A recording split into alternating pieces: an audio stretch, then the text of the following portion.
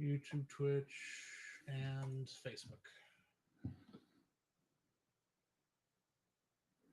That's also not going to be for a while. Mm-hmm. And I don't know how I'm going to handle the quote unquote.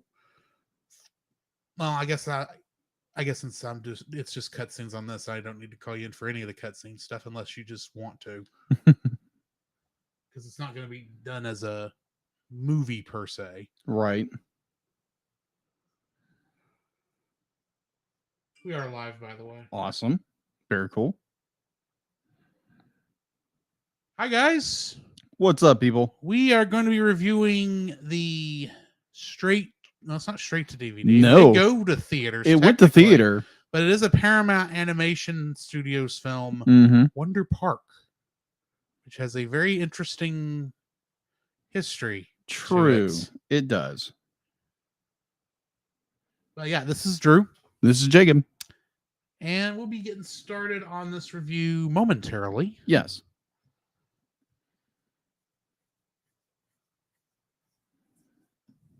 Yeah, so if you're interested in like discovering like where can I watch this movie, you can go to Amazon Prime Video Yes, and watch it there for I think it's like $2.99. That's where I rented it from. Mm-hmm. Yeah, I actually own the Blu-ray because I picked it up. I think on a Black Friday deal. Right. I was like, huh, I've never heard of this. See, I remember it being advertised during the Super Bowl. Right. When we were, and I remember seeing it when we were at a Super Bowl party, and I remember that being like the only True real movie trailer that was shown that year for some reason. Yeah. Maybe I was distracted, but when the other trailers came up by the Skip Bo game, for all I know, but right. Mm-hmm. Because for football people, that was a very intense game. But for those of us who are not football people, it was a very boring game. Now, which game was that? I don't remember. I think it was the 2021. Oh, okay. That was a good game. That was a very good game. Yes, but you know football. Mm-hmm. To me, it's just like 2 hours of guys hugging each other very harshly because they couldn't. Neither side could get the ball moved. That is true. Which, like I said, for football people, it was a very intense game. Yes. For me, who only cares when they actually make a touchdown, Mm-hmm. it's a very boring game. Gotcha.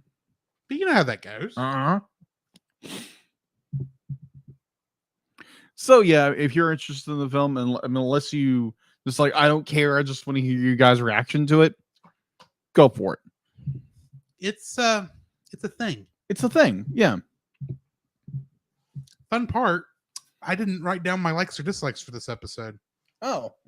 So yeah. You're just winging it tonight. Oh yeah, I didn't even leave a spot for it in my notes. Oh wow. There's been one or two other times where I forgot to go back and put the likes and dislikes in. Yeah. But I had left the spot for it. Mm-hmm. I forgot to do that this entire time. So literally it goes from the end of the trivia for this into TAS on my notes. Wow. So yeah. Man, this is going to be a fun episode. I can just tell now. It'll be interesting. It'll be interesting. Like I put my likes down and then I went heavy on my dislikes. I can understand why. Mm-hmm. But yeah, you're going first in case I need to use some inspiration to jog my memory. Certainly. Of course, you go first most of the time because that's usually after I've done a lot of talking. True. So yeah, guys, we'll get started fairly shortly. We're just seeing if people are going to chime in. If they do, if they great. If they don't, they don't. Which is perfectly fine. There is there on Facebook. I'm trying to get to where I can that's see Heather. It. Heather Morgan says Samuel and I are checking out Disney Mirrorverse mobile game. Cool. Oh, okay. Yeah, let us know what that's like because I've bought 2 of the figures and I'm not the biggest fan of them. And it's a mobile game, so I'm already not a fan. Right. Because I never got into mobile gaming for the most part. Right. I'm not really much into portable gaming, period, but it is what it is. Right. I know people are going, what's the difference between mobile and portable? It's like mobile is on a cell phone. Portable is on a like Game Boy. Yeah. There is a difference. It's on a device that is or on does the switch, switch. outside of the dock, mm, which just popped on as soon as I picked it up of course. because I touched the screen. It'll go back off in a second. Mm-hmm. But yeah, we're gonna be watching Wonder Park. It's like you keep thinking it's like, why is it called Wonder Park when in the movie it's called Wonderland? I'm thinking it's something to do with licensing. That's kind of what I'm thinking, because Wonderland is there are a chain of Wonderland theme parks. Mhm. I think they're out there. It's not a big chain. Yeah. Like, I know there was one, the one in my trivia states, there's one in Ontario, Canada, I believe. Mhm. But I know for a fact that there is a Wonderland there, or at least there was a Wonderland park in Amarillo, Texas. Oh, because I've been to it. Hmm. It was more like a souped up carnival more than, I gotcha. a full. It wasn't a Six Flags. I gotcha. When you've been when you've been spoiled on at least the Six Flags level of theme park, Yeah. things like Wonderland just don't cut it. Yeah. That sounds like a theme.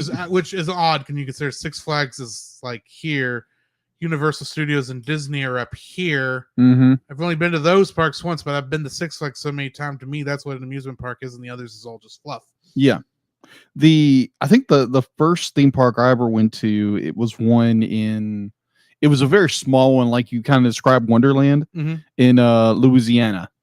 So we drove down there, had a blast, and yeah, someone ate funnel cake and then discharged it. Fun. Yeah, on the Tilt-A-Whirl.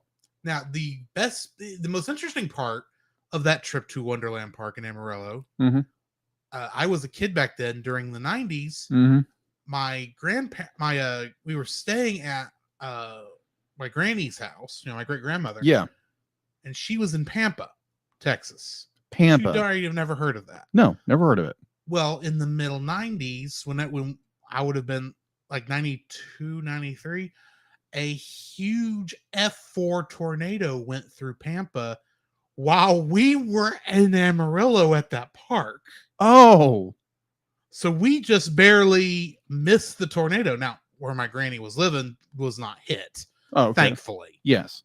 But it's like, yeah, we just barely missed that crap show. Wow. Okay. Apparently, Heather enjoys the game, or it looks pretty. That is what she says. It looks pretty cool. Mm. And if it's the one I'm thinking of, I'm thinking of a different one. There's another one that's got kind of an anime-ish art style that was crossing my mind. I don't know if it's a mobile game or not, but it's like where you played as like the villains, but yet they were all males. No, that's a different thing. Yeah, this is different. The Mirrorverse stuff is like, okay, you're going to get to play as Sully, but for reasons unknown, he's got like drills for hands. Something like that. Or Belle got a wizard staff. Yeah. It's like a fantasy RPG version of Disney. And I'm thinking, I've already played a fantasy RPG version of Disney. Kingdom Hearts! So true. So true. Keep an eye out for stuff happening with that. Yeah. Coming up. Let us see. Probably around holiday weekend. Right. There's a lot of holidays coming around. Let's just say that. Well, the 4th. Okay. Around the 4th. May the 4th be with you? No, we already passed that one. That is true. That'd be next year then. Yes. Remind me to ask you a question when we're not live dealing with singles plans for the 4th of July, because I can't remember when that is. Sure. And there's no reason to talk about it on the stream. Yeah. But you probably might remember better than I do. Oh, yeah. It's September. For the 4th? For the 4th of July? Fireworks show? Oh, that. Oh, okay. Yeah, I'm just going to go ahead and say, we're going to a fireworks show. Apparently. When apparently our own church is doing something for the 4th. Yeah, I didn't understand that, but anyway. Have to get more info on that. What's going on? Yeah. Oop, I just noticed Darkwing had fallen over. Uh-oh.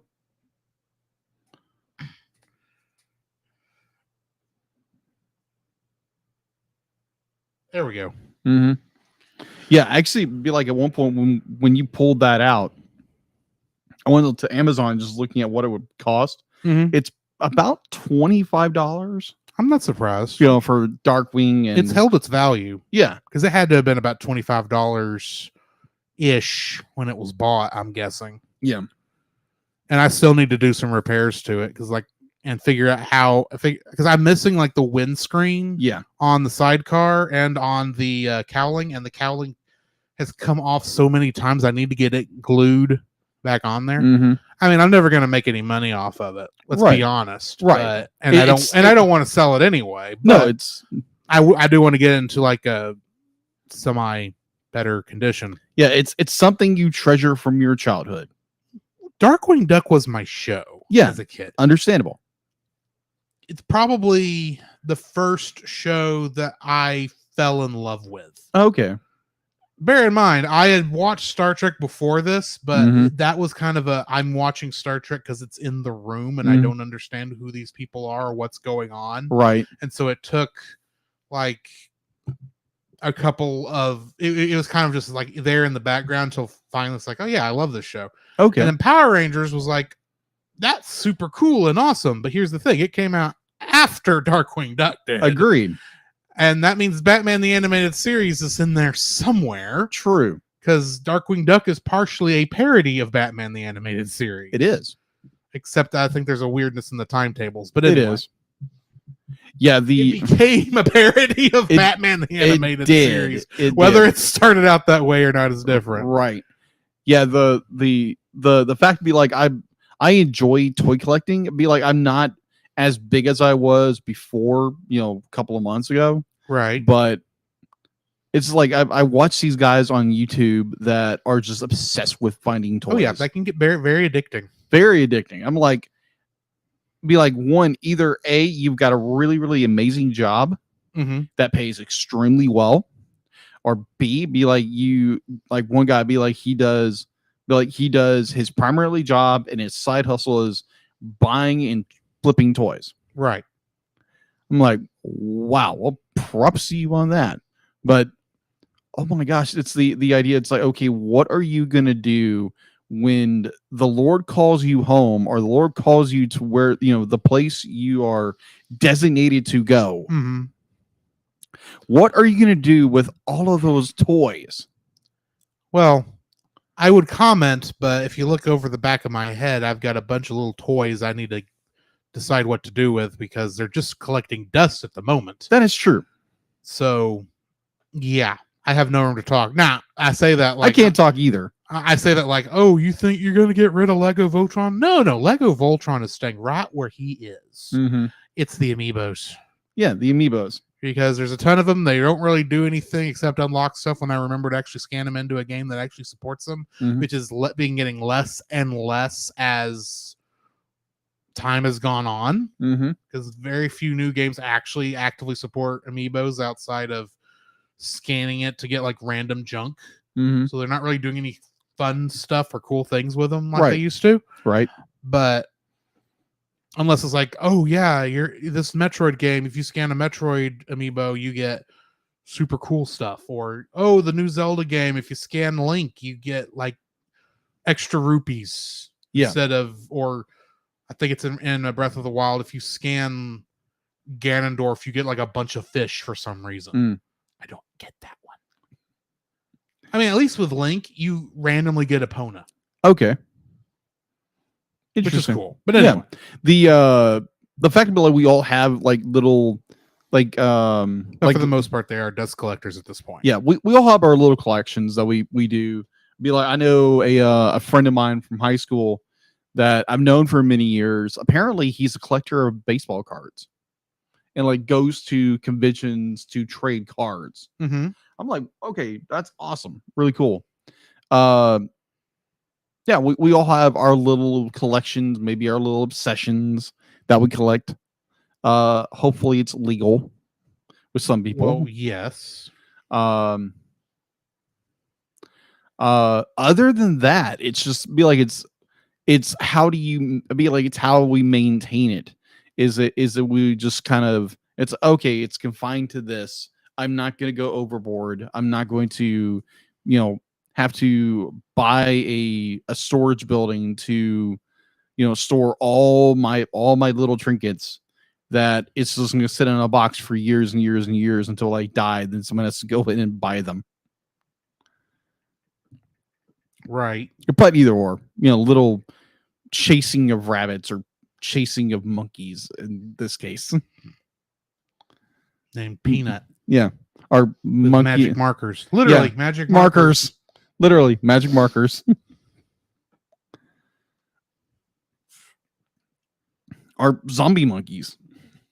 Ugh. Yeah. More on that later. Exactly.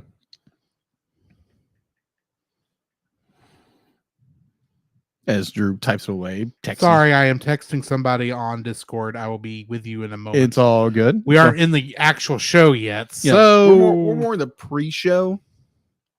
but we are close to getting fully started here. Yes. Which reminds me, Yeah. Make sure Deedla can be heard. now fun part of that. Let me get this done. Hang on. So,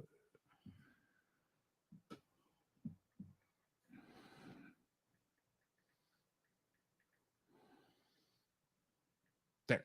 Okay. Fun part of that is last week on our Muppets Take Manhattan episode. Mm-hmm. For some reason that I can't explain or attempt to comprehend, while the episode, it records, Riverside records 2 tracks for us, our vocal track and the media board track. Mm-hmm. And if we have a guest on it, records that guest in a separate track. Okay. For some reason last week, our media board track, once you got it lined up on one end or the other end would not line up anymore. It got off by as much as 12 minutes. What? So I actually, before even the uncut version that goes out to our Patreon, link in the, Texas will give you the link to the Patreon. If you want to give us money, not going to turn that down. Plug that while I'm here. I actually had to edit the uncut version just to make it where the sound effects at least played in the right spots. Wow. Amongst our actual vocal thing. It didn't take that much longer. Yeah. But it was a little on the annoying side to say the least. It was like 12 minutes. It's like it buffered for 12 minutes slowly over the course of the whole thing.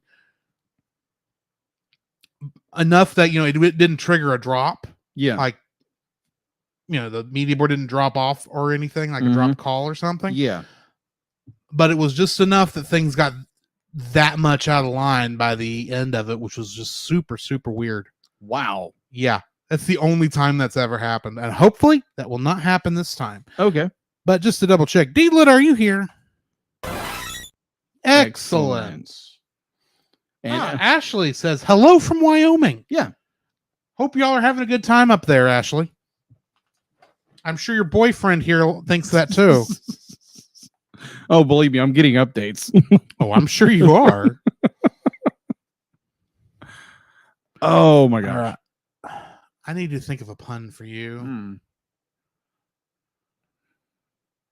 Is there a dog in this movie? There is not a dog. There is no dog in this movie. There's no dog. You get 2 chipmunks, a bear, a British porcupine, a monkey. Who's in love with a pig? Yeah, the pig. Please, that's not any worse than a frog and a pig. That is true. Besides, technically, she's a boar, not a Yeah, pig. she is a boar. There is a difference between a boar and a pig. That is true. There is. The pig is domesticated. The boar is not. The boar still has fur. Mm-hmm. The pig does not. Mm-hmm. All right. Are you ready to get started? I think I got something for you. I think so too. All right, Deedla, get me a start on here. The Cellcast is recorded in front of a live streaming audience.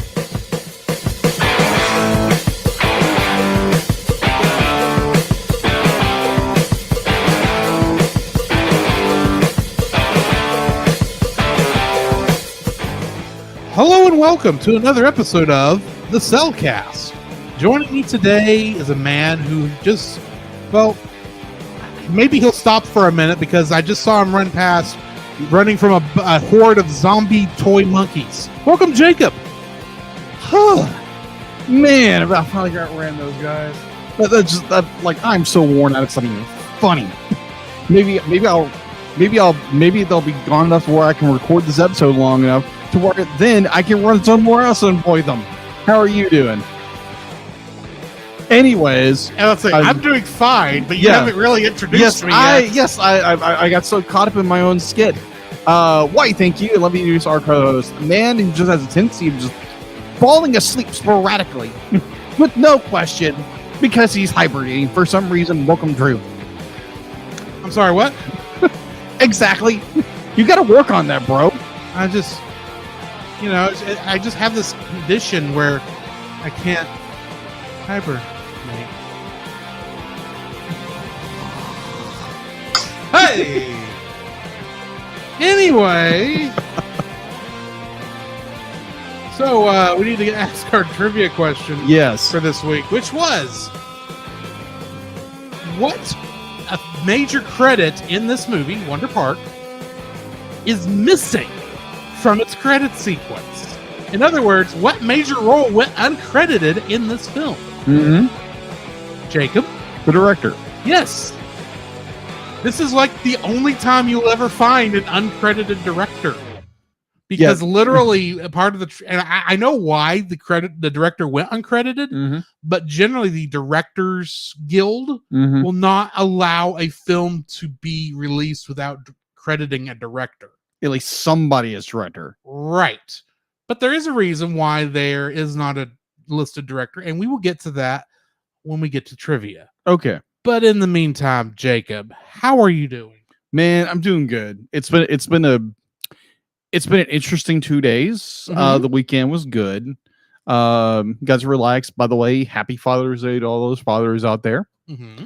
And Juneteenth just came out, so happy Juneteenth to those who celebrate Juneteenth. Other than that, it's been pretty good. Sunday, it was very hot. Let's just say that it was extremely hot. I was working I on don't know. It wasn't too bad once the rain hit. Or did the rain hit here? No, it never hit. Well, Yeah. it hit in Lindale. Well, I'm sitting there working on a project, sweating beyond belief.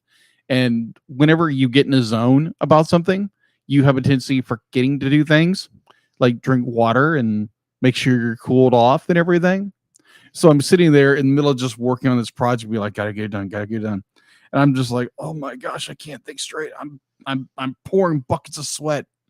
And so You forgot to turn your AC on. Mm-hmm. Yeah, pretty Which much. Really, you should keep your AC on at least a little bit, even if you don't want it to be on all the time, True. because it takes forever to cool down. Because all the units in this apartment complex are old. That is true. But Anyway, yeah. So yeah, that was interesting. I want to just be like, I'm gonna hop in the shower, a nice cold shower, cool myself off, grab Mhm. some water, turn the AC on a little bit, and just yeah, that was fun. Yeah. And my girlfriend is currently in Wyoming, enjoying that with family. So yeah, it's like what, 70 degrees up there? I think last night she was saying it was like 50 something degrees. Yeah. I wish. Yeah. Was that here? Yes. Because it went over 100 today, Uh-huh. which is I like heard. the earliest I remember it going over 100 in Texas. I think it was like 10, 101, 105. It wouldn't surprise me. I mean, usually it doesn't hit. I know there's some states, people in the other states listening to say 100 degrees. How do you stand 100 degrees? Dude, we get 100 degrees every summer. Mm-hmm. It's just usually it doesn't hit till end of July, early August. Yeah. And this year it hit mid-June. Mm-hmm. We are in for a hot summer. Let's listen. Mm-hmm. As one meme I saw said, attention newcomers to Texas, we're still preheating. Pretty much. Pretty But much. anyway, How are you been? I've been okay. Visited the parents this weekend for Father's Day. Right. Nothing too crazy happened. Am working on a project that will be appearing in our main RSS feed. For those of you who listened via the podcast, keep an eye out for that. Mm-hmm. It is something that is a major portion of our show, yet Mhm. technically we don't own it in any way, shape, or form. But it has been a running gag since episode 1. That is true. It also is something that has been inspired by now Lost Media. Lost Media, and we have tried to stream it twice and got to points where it's like, for one reason or another, we had to stop the stream and have never gone back to it in the middle of the first game. Yeah. So yeah, keep an eye out for that. That's looks like it's going to be something fun. I am actually starting that from a place that most people would probably disagree with it as a starting point. Mm-hmm. But there's a reason that I'm doing that, but I'll explain that more in context probably in its episode 0. Okay. But anyway, Alrighty. so Jacob, I have a question for you, my good sir. Okay. What have you been watching? Oh, what have I been watching? Not a whole lot, really. I remember, obviously I watched Obi-Wan Kenobi episode 5. Yes. That was really good. Really good. Really good. I'm looking forward to episode 6. I remember watching a lot of YouTube. Mm-hmm. Because you're working on a project. It's like, oh, throw some history documentary on or something like that. At least put some noise in the background. Exactly. And make sure to run the AC when you're Yes. doing something like that. Make sure you're drinking a lot of water. Yes. But other than that, definitely if you live in a southern state, southwest state like we do, yeah, drink a lot of water. Remember to stay hydrated, folks. Exactly. Because it's no laughing matter. Yes. It's according to one of our characters. Did you hear the joke about the boy who went dehydrated? No. That's because it doesn't exist. Hydration is not lack of hydration is not funny. Yeah, it's not. According to a certain British porcupine. Fine. Being someone who's comes from band, be like, that all too well. Uh-huh. I played football in high school. Yeah, you do not mess around with being dehydrated. It'll knock you on your butt. There is nothing like, I say there's nothing like, you understand where I would be coming from. Mm-hmm. Having marched up and down a football field carrying a 50-pound sousaphone, 50 pounds worth of brass and fiberglass tubing on one shoulder, and doing that like 5 or 6 times because you need to get back into the habit of being in sync with the rest of the people you're having to march with, because we were military. So it's like you have to stay like in line 8 different directions all at once. Yes. Which is tough. Mm-hmm. So yeah. I remember those days, and I'm glad I don't have to march anymore. Yeah.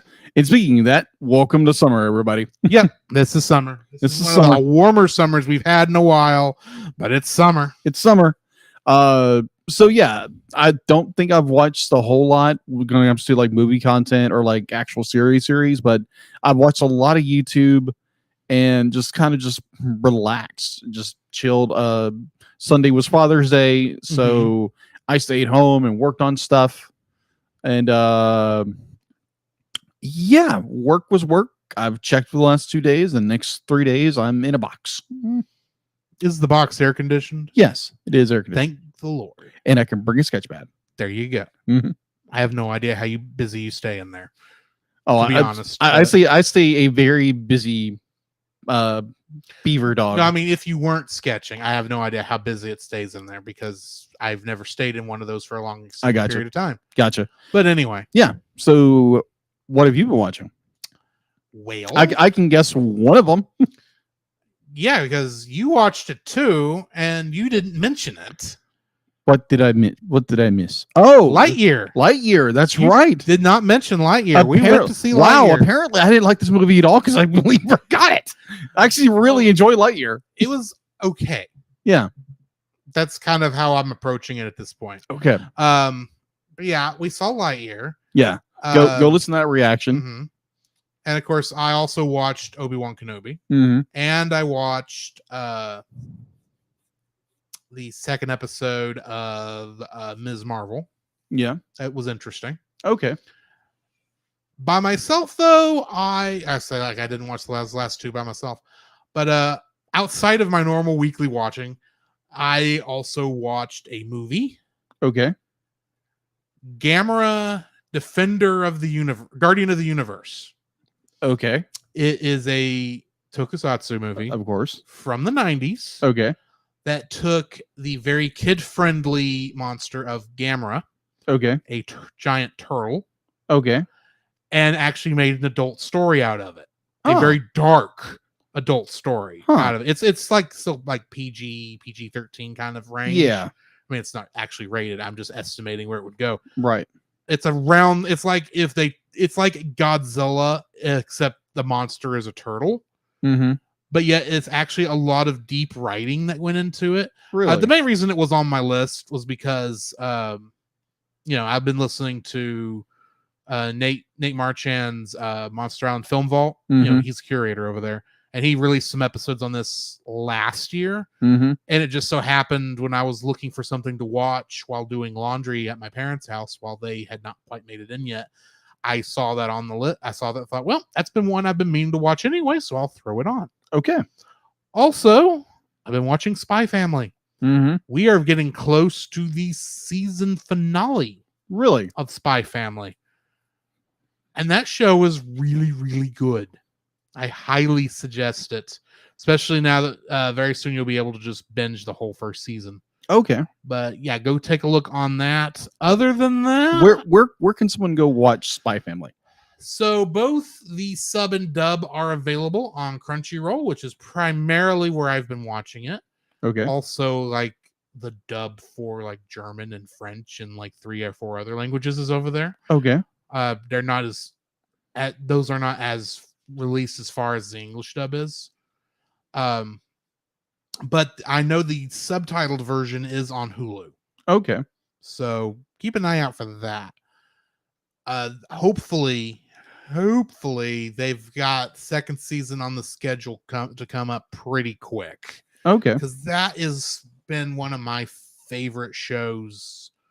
There's very few anime out there that get my attention and hold it this good regularly. Okay. So here's a question. You're a subscriber to Crunchyroll, right? Yes. Okay. So would you recommend Crunchyroll to someone who maybe not an anime fan, but someone who is a fan of animation? Here is the thing on that. If Okay. you are in the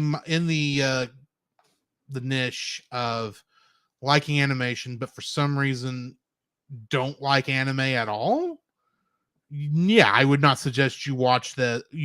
I wouldn't suggest you subscribe at all. Okay. But if you have a inkling of anime interest, Okay.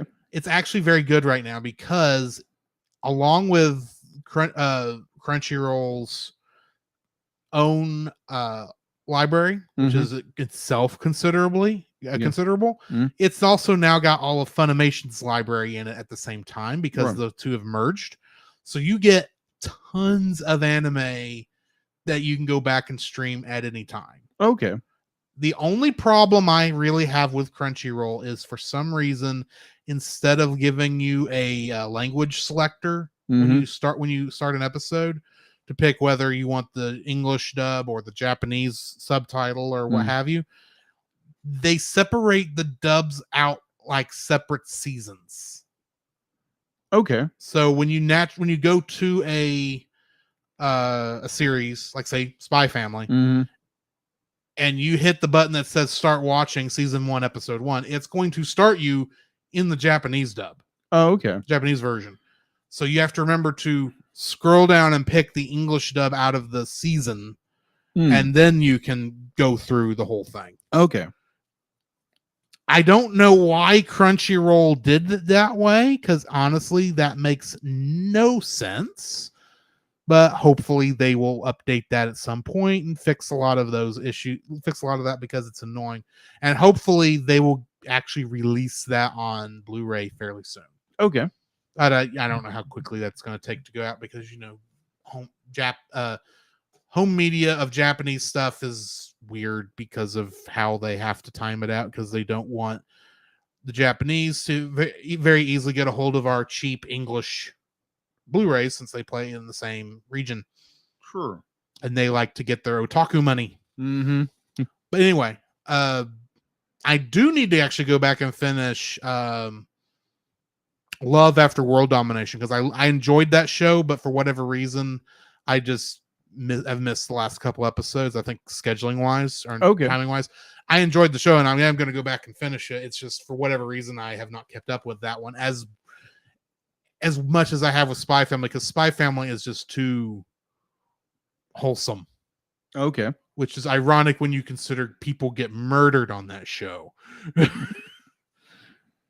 Well, it's about a pretend family during the Cold War. Yeah. Except it's not actually the Cold War from history. It's just based on that. Yeah. But anyway, it's a great show. You should watch it. It's actually a show I can actually suggest kids watch, believe it or not. Really? Because, well, see, here's the thing.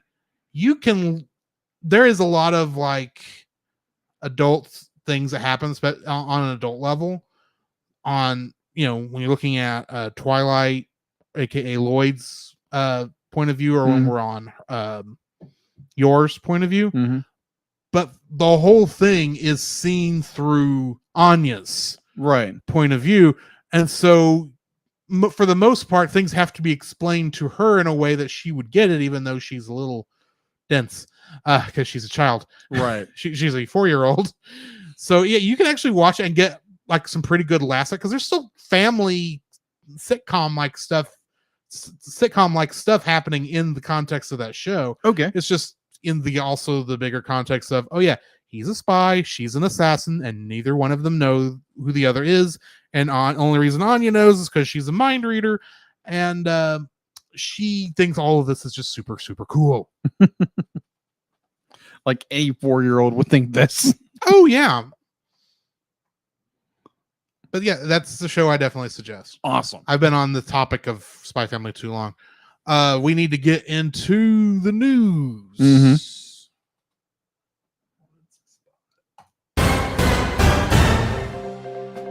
The Cellcast News with your host Jacob Heron.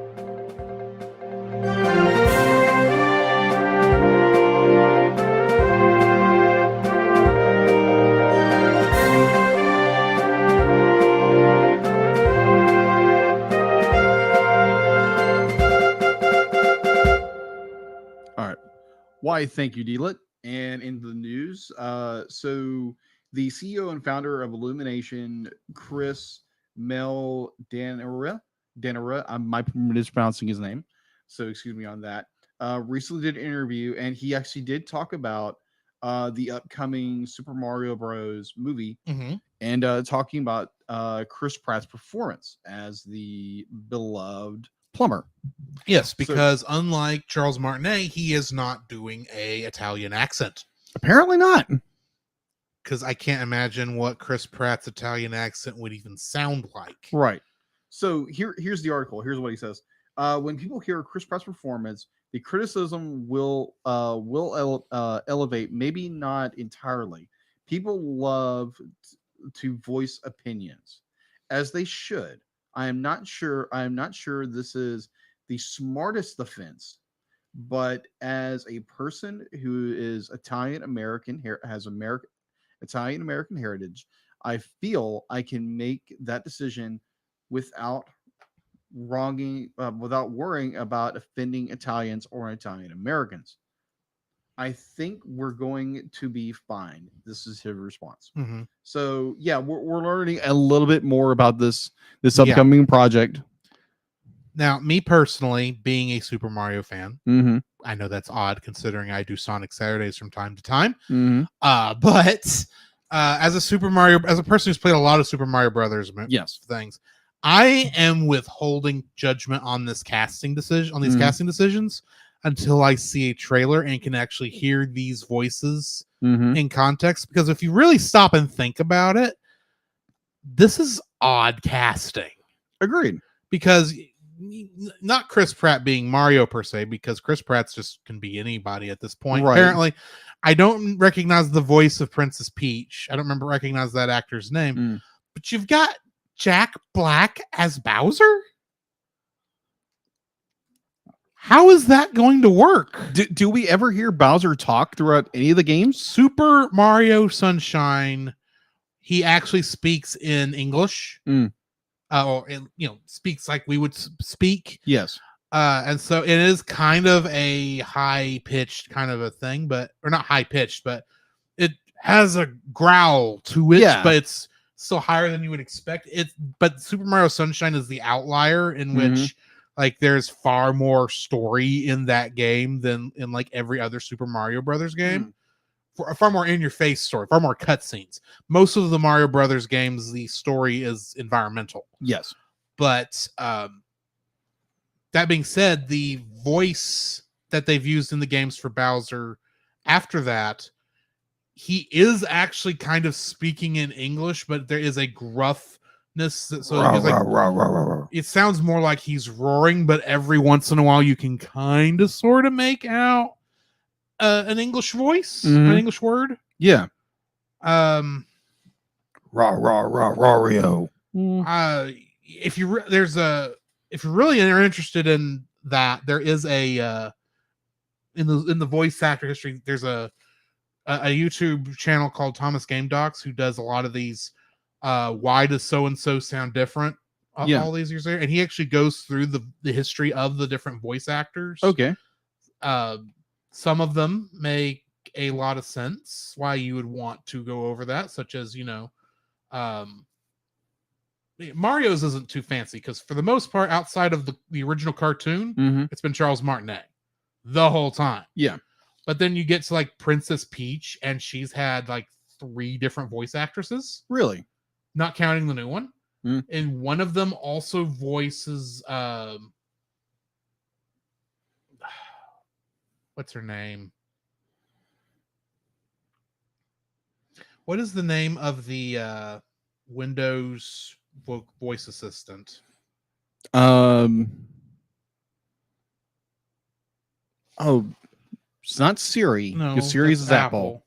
That is Cortana. Cortana. Okay. Yeah, I had to say that because Cortana is named after an AI from Halo. Okay. And there is the Princess Peach voice actress in, I think, actually Super Mario Sunshine voice is also the voice of Cortana. Oh, okay. But and like the current guy, he's been voicing Bowser for like every game since he started, which was Super Mario Galaxy, and he sounds great as Bowser. And it's interesting how he can be talking like with like a roaring. It's like Mario. And how it's like, okay, you can make out, you can tell he's saying stuff, but then they don't have to do a lot of back and forth translation because they don't change the voice actors when they don't translate the voice acting between regions anymore. Right. For not for the Mario games, because there really is no point. So they try to keep most of the voice acting to a bare minimum. Gotcha. And just where you make out certain words, at least for Bowser. So, but still, Jack Black is not. He's got the look. If you were looking for someone to physically play Bowser, yeah, I could maybe see him as a human version of Bowser. Yeah, he's a big guy. Yeah, but voice wise, the high pitched voice I'm used to hearing coming out of Jack Black, I don't see it for Bowser. It has been a while since I've seen Jack Black's performance in King Kong. Okay. Which is still like the weird casting. Yeah. For Jack Black. The weirdest casting for Jack Black I can think of. And I know he played a much more serious and much more down-to-earth character in that. So maybe maybe the vocal inflections he's there, and maybe he is just doing a deeper voice for this. Yeah. But you look at that voice cast for this Mario Brothers movie, Mhm. and it still makes me go, this feels like stunt casting, and by people who would be interested in like names for characters, but not whether or not that person can actually pull the character off. Right. So but like I said, I am withholding my opinions. I know Right. it doesn't sound like I'm withholding my Right. opinions after that little tirade, Right. but I am holding final judgment Okay. on whether I hold final judgment till I see the movie. Yeah. But I'm holding my initial judgment on this casting really until I see a trailer and can see what this looks like in contrast, because we could be in for like, you remember Ugly Sonic? Yes. We could be in for something like that on a vocal level. Something like that little, you know what I mean? It's like Yeah. that version of, oh, we're doing this other thing because we want to, Right. not basing it on what has come before. It could be Right. looking at that. It may be that it's like, we're just doing it differently, not because we can, but because we need people. It may work. It may work beautifully. And what's interesting, I don't know if you have this in your news, and if you do, I apologize. But apparently, Nintendo has also applied for some new trademarks related to movie production in terms of Nintendo Studios and M Brothers Productions. Okay. So it's like maybe they're looking at maybe making some more stuff. Huh. But then it could just be connected to this movie and not lead to anything. So who knows? True. Well, Sorry. that makes it's more interesting to learn about. Yeah. All right. I am paying attention to this one because every time I hear news for this movie, it's like, this seems strange. Hopefully this is not a repeat of the 90s movie. Pray not, because that wasn't a good movie. All right. So going into a little bit more news, we're actually going into Lightyear. The familiar dinosaurs of Jurassic World domination provide to prove to be a mighty rival for Pixar's Lightyear at the box office this past weekend. It's almost like Jurassic World Domination was a much more exciting film. Sounds like it. It kind of was. Yeah, the origin story to Toy Story's Buzz Lightyear ended up at number 2 with the estimated $55 million for the 4-day opening weekend with 4,255 theaters. Universal's Jurassic World domination is still reigning champ with its $68 million for its 4-day weekend and a $259.9 million it's taken over the last 2 weeks in the box office. Mm-hmm. So people are already panning Lightyear as a failure. I wouldn't say it's a failure, but admittedly, it wasn't as good as it could have been. Yeah, because they were projecting it at like 70 million in its first weekend. Mm-hmm. So yeah, it's fallen short of their estimated goal. But you never know. Like there's been films that start off weak and ended strong, so you never know. Who knows? And the fact be like there is controversy behind this film, but I don't think that should reflect bad on how. Because to me, the movie, Drew says be like Drew's opinion is Drew's opinion. My opinion, I really enjoyed the film, and yeah, I hope the best for the film. And if not, be like I'm hoping to give it a good review, a good solid review, whenever we review it and the episode in a proper. So going on to a little bit more news, and Drew was the one who said, "Be like this needs to be part of the news segment." So I found it and put it in. Oh, yes. So officially announced. Comes from awclub.com. It officially announced a few days ago. I'm going to butcher this man's name. Yashiro Nahura, the guy who created the Trigun. Oh, I'm trying to read the guy's name. Boop. Well, the first name is Yashihiro, but Yeah. I don't know how the last name. Yeah, Yashihiro. The last name does not look Japanese. Mm. But essentially, the guy behind Trigun. Yeah, the guy who created the Trigun later adapted into the very popular anime series in 1999 that aired on Adult Swim stint for a while, is getting a new CG animated remake being called Trigun Stampede for Animation Studio Orange, best known for Beastars. And this comes there again, it comes from avclub.com. And one that I missed last year. So when I learned like, oh, this is the 20th anniversary for a film I absolutely love. Hit the shirt. Lilo and Stitch Hit the stuffed animal and sitting in front of you. Exactly. Lilo and Stitch debuted in theaters 20 years ago today, in which it is June. What is the date? June 21st. 21st. June 21st. So I know that the director, he is planning something because I follow him on, I think it's Instagram, I believe. Mhm. He's planning, or correction, Stitch is planning on dropping a video later today. So that's going to be interesting. If you don't know that Chris, hold on, I'm being a terrible animation. Sanders. Chris Sanders was the designer and the voice for Stitch in the original movie, and for a lot of other He's projects. also the creator of How to Train Your Dragon. Yeah, exactly. So Or apparently, the director of those movies, anyway. so apparently, Stitch as the character is going to drop a video later tonight, I believe, and apparently it's something to do with Disney princesses. See, what I'm was hoping was, and maybe this is, but I thought maybe we might get more of those trailer moments where yes, he gets involved with like events and then like messes them up, but yet stuff that was not available when the movie came out. So oh it's yeah, like, he hops in the Frozen, hops in the Tangled, hops into Frozen and Tangled, and Wreck-It Ralph. Zootopia. Yeah. Oh, Zootopia would be hilarious. Yeah, Wreck-It Ralph. Wreck-It Ralph. Maybe there's a lot of Disney princesses in Wreck-It Ralph he could mess with. A couple of them have already had to deal with him before, so they can already ward him off. Oh yeah. Ryan the Last Dragon. Yes. There's some interesting things that they could do with that. Oh yeah. I can definitely see Stitch trying to go to Ryan. It's like, dude, you better run.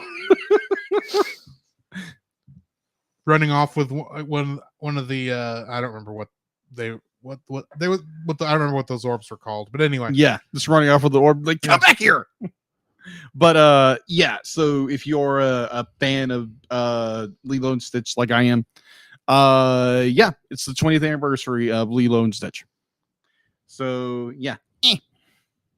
So that is all I have for news. All righty. In that case, I think we need to get into the spoiler-free section of our review for Wonder Park.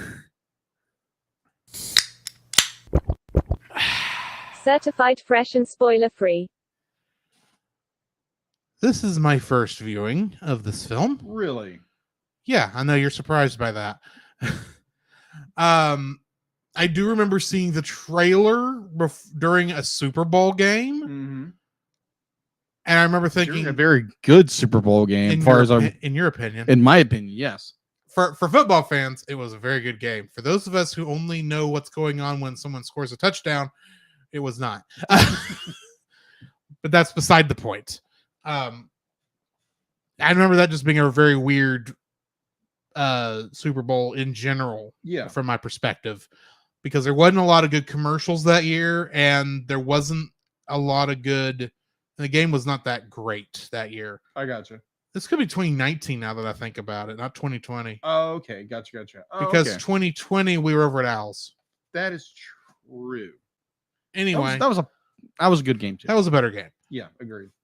But yeah, the 2019 there was not a lot of good trailers, I remember, and this is being the only trailer that I even remember sticking out at the time. Mm-hmm. So I remember when I first saw the trailer thinking, wow, this looks cheap.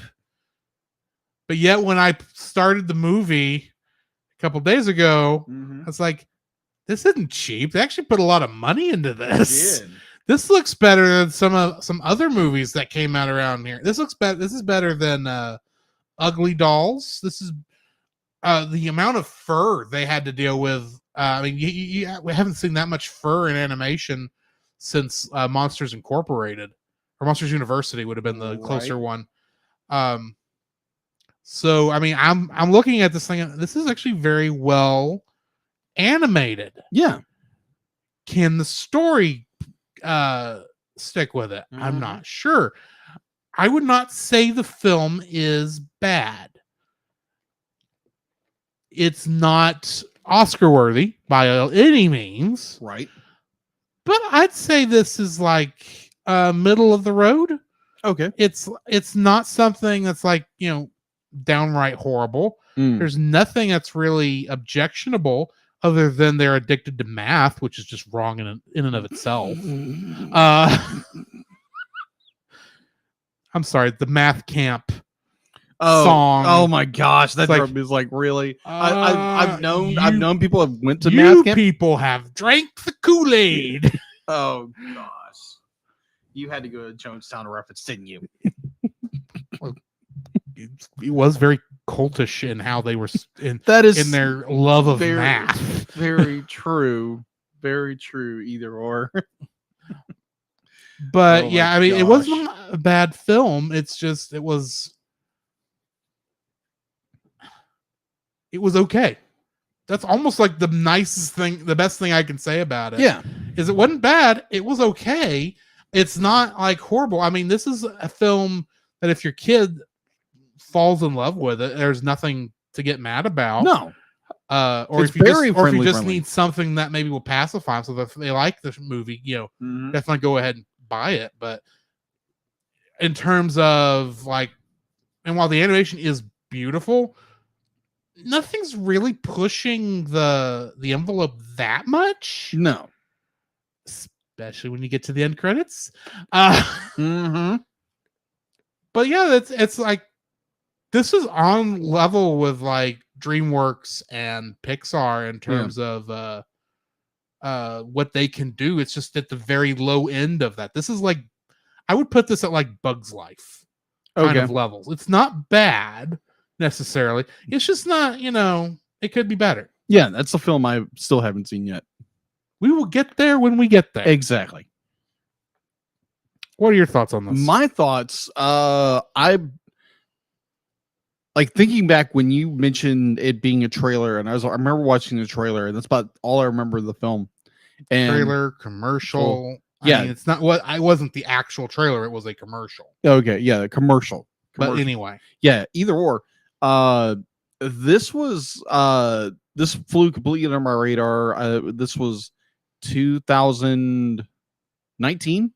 Yeah, This would have been right after we really got started with the show. Yeah, when this came out. Yeah, because I remember seeing something about it. That's about it. Yeah, and those first couple weeks, I was highly sensitive to animated movies coming out because in my mind, it's like, okay, we need to watch all this stuff. I was like, no, we don't. No, we don't. we had to realize, no, we can still keep it at our, we may have an elevated watching schedule now, but I mean, it's not, we don't have to go bonkers. Right. But anyway, sorry. So I saw this on a Black Friday deal at Walmart or Walmart. You cannot say Voldemort, can you? Voldemort. Thank you. Voldemort. So they had a Black Friday deal. A store that shall not be named. Exactly. So it's a very much tradition to me to go to that store and buy a ton of movies. And I saw it and it was like, okay, this is for cheap. Why not? So I just threw it in the collection. And I think that year I was doing a 2020, I think it's 2020 movie challenge or something like that. And I was just like determined I have to get this mark. And it was like, oh, I gave up like 20 till the end because I had 3 days. It's like, yeah, this ain't happening. I actually didn't make it. I was very proud of myself. I got to a point where it's like, I'm not even enjoying the movies I'm watching. So why am I doing this? So I wound up putting Wonder Park on the docket. I wound up watching it. I enjoyed it. I enjoyed it for what it was. I think I mentioned it on the podcast. I think so. Mm-hmm. But going back and watching this movie again, it's beautifully animated. Do not get me wrong. This is very well animated. There are some. It's got some problems story wise, and there's some vocal issues that I had problems with the second viewing. And there's like a bunch of little things that that were uncredited. Let's say that. And overall, it's a good movie. It's a passable film. It's something that it's very colorful. It's very bright. It speaks on something that like most people have, and it's addressing something that does need to be addressed. But overall, it's a good film. It's passable. It's very friendly, family friendly, and yeah, just sad how it's in results in theaters. So yeah, that is my spoiler-free thoughts. All right. Well, join us on the other side of these ads, and we will get to spoiling this thing. The Cellcast would like to thank the following patrons: Josh Adams, Ashley Cronin Bitter. To get your name on the show, plus uncut episodes, early access to the Cellcast Plus reviews, and special art from Jacob, please donate to us on Patreon. This podcast is a proud member of Culture Box. Whether you enjoy geeky reviews, comedy, or original fiction, you can open up the Culture Box and find something excellent for your soul. Point your web browser to culturebox.media. Geek Devotions is a collaboration of devoted geeks that are devoted to letting people know that they are loved. They produce a weekly geek culture infused devotional, their podcast Com Talk, another podcast where they talk about bad movies called Bottom Shelf, and another podcast where they read books, allegedly. And they are written articles, all designed to encourage and challenge people in the geek community, bridging the gap between their faith and their geekdoms. Find all their content at geekdevotions.com. This show is a part of Pop Americana. For more great shows like this one, please check the link in the episode description. Do you like Star Wars? I don't just mean the original trilogy.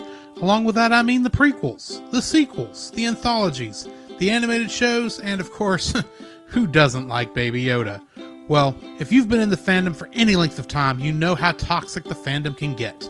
And if you'd like to be able to discuss a galaxy far, far away in a much more positive light, might I suggest searching out The Outer Rim, a Facebook group dedicated to all of Star Wars, and check out their YouTube channel, which you can easily find at Pop Americana, which the podcast you're currently listening to is also a part of.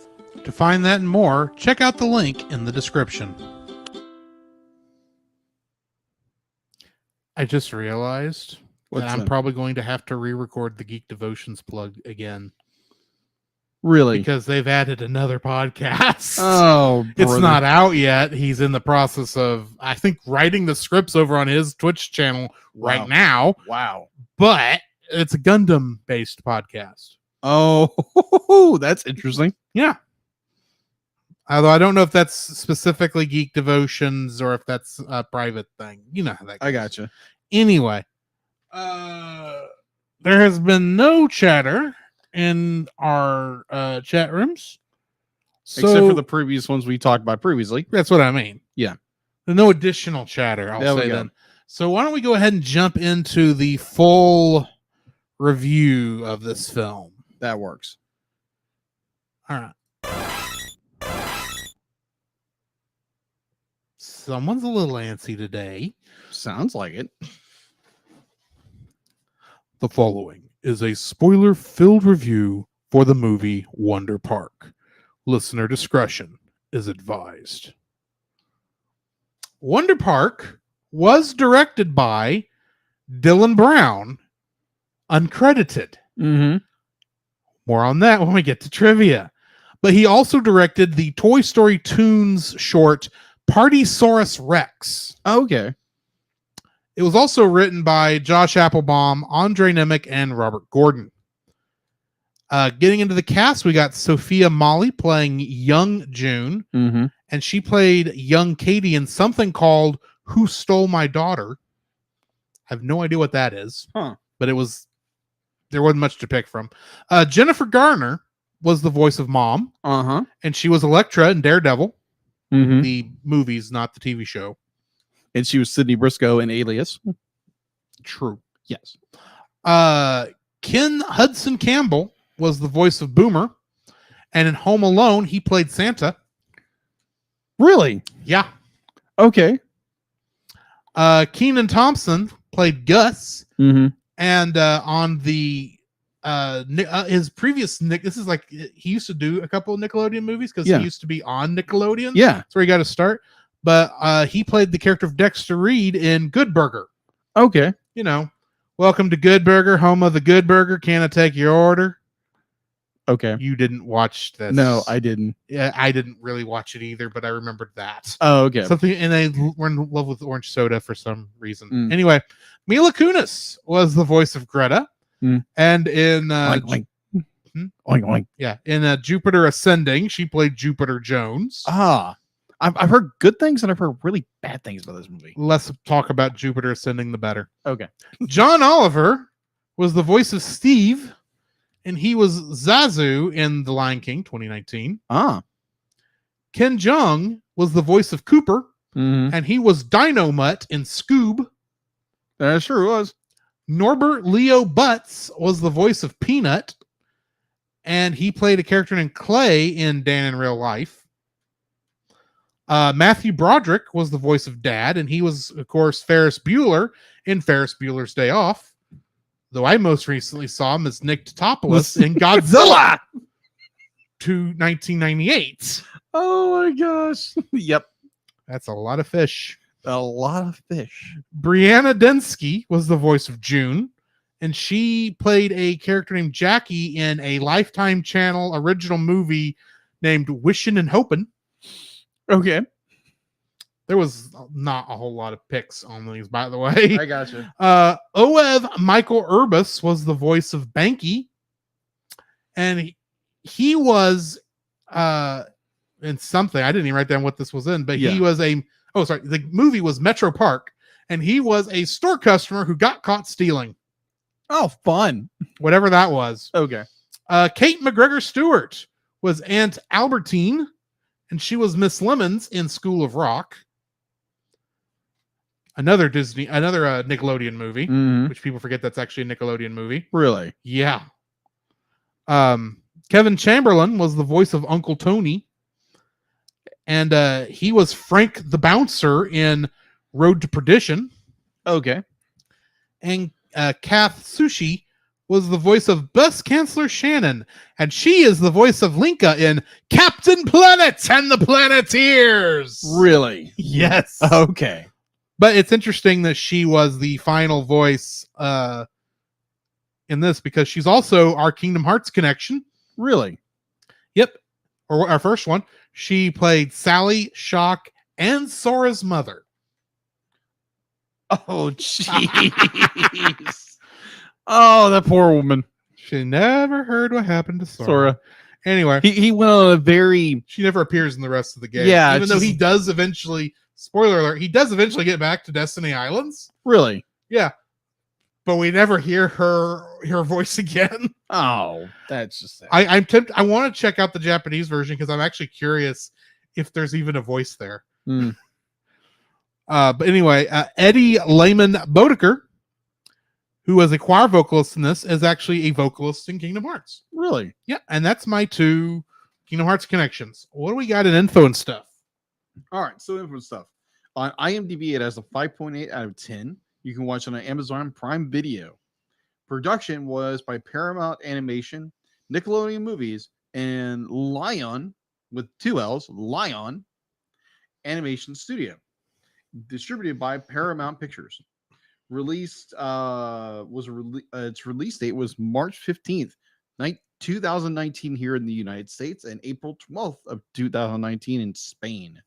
Box office. This movie had an estimated budget of $90 million.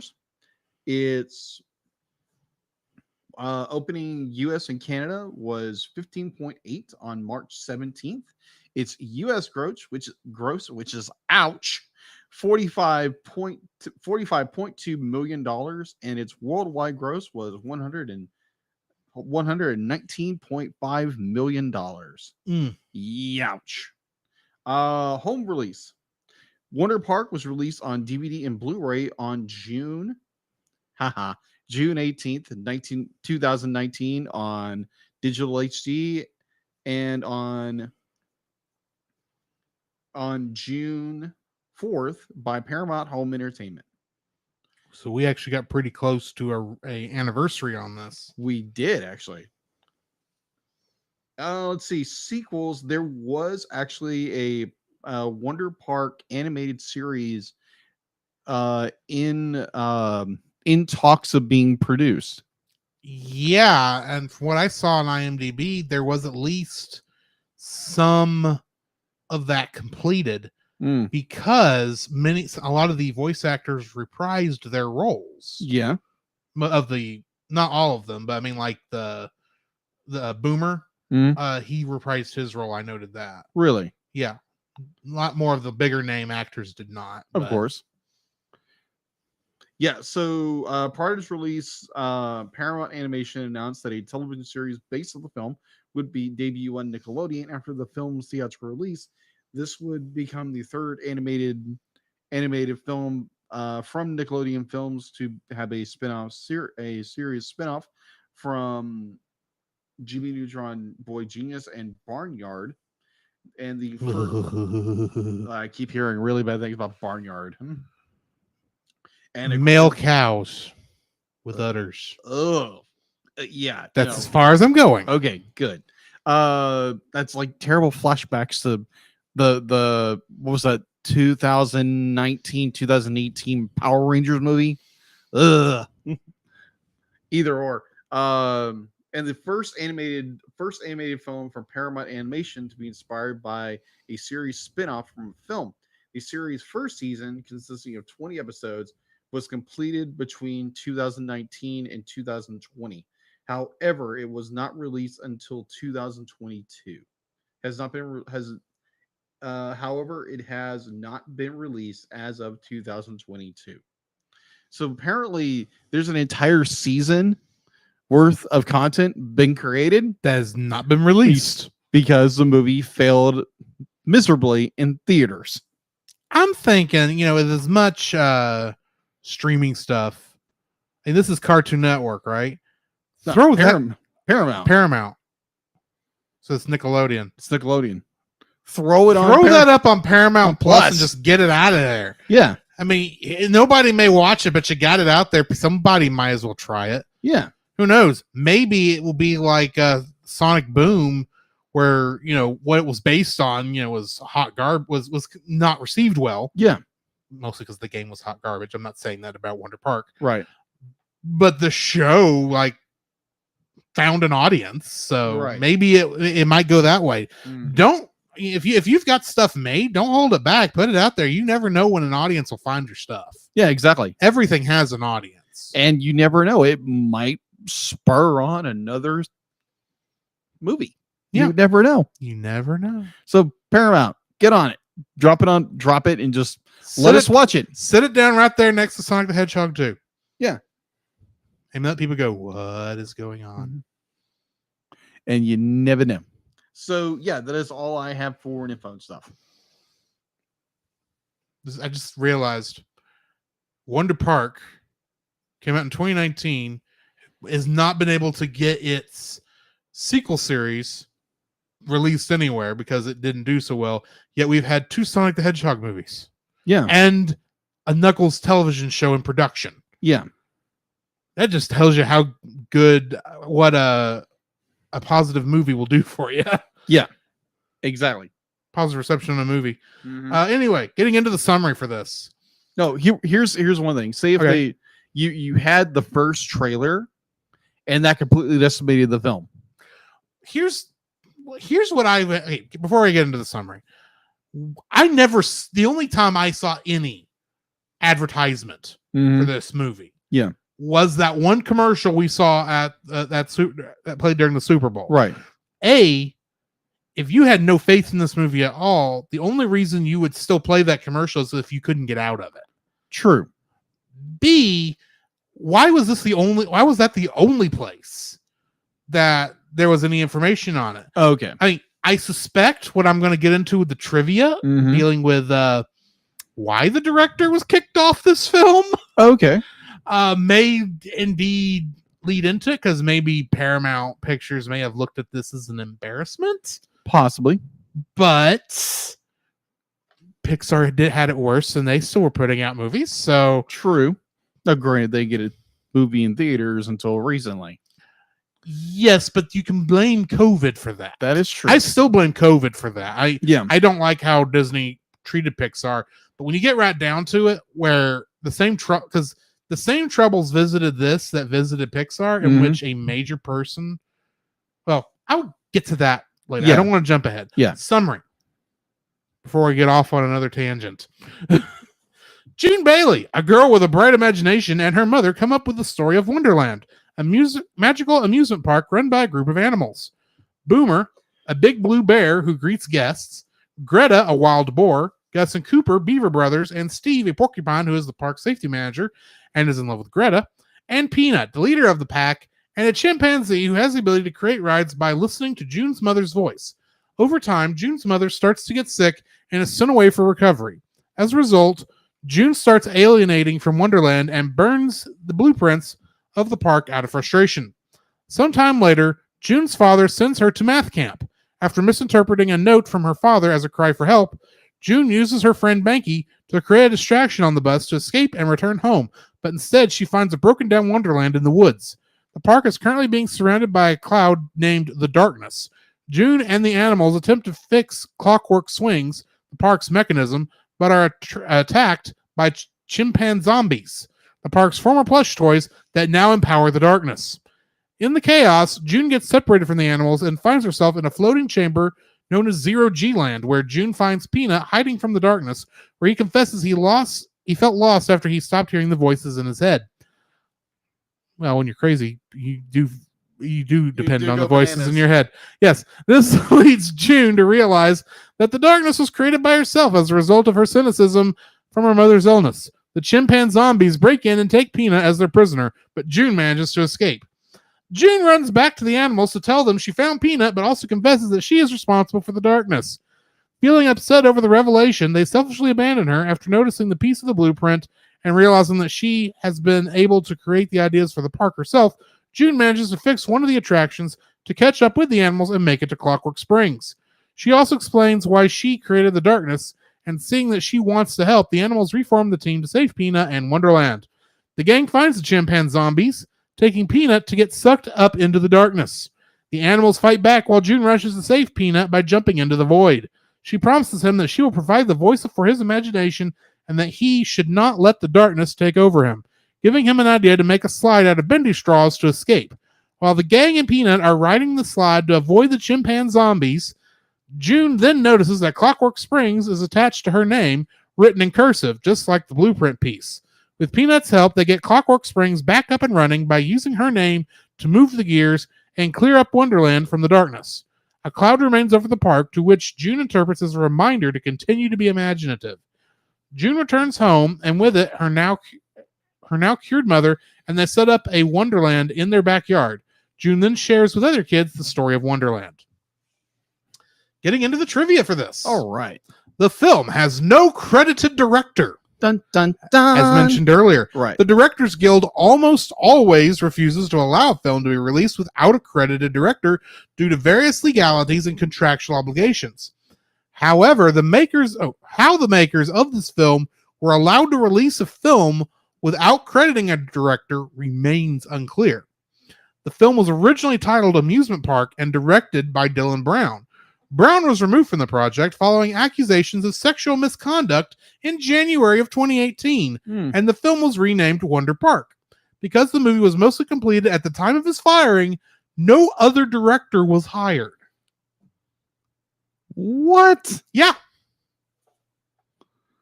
That is bizarre. Yes, the phrase Wonder Park is not used in the movie, not even once.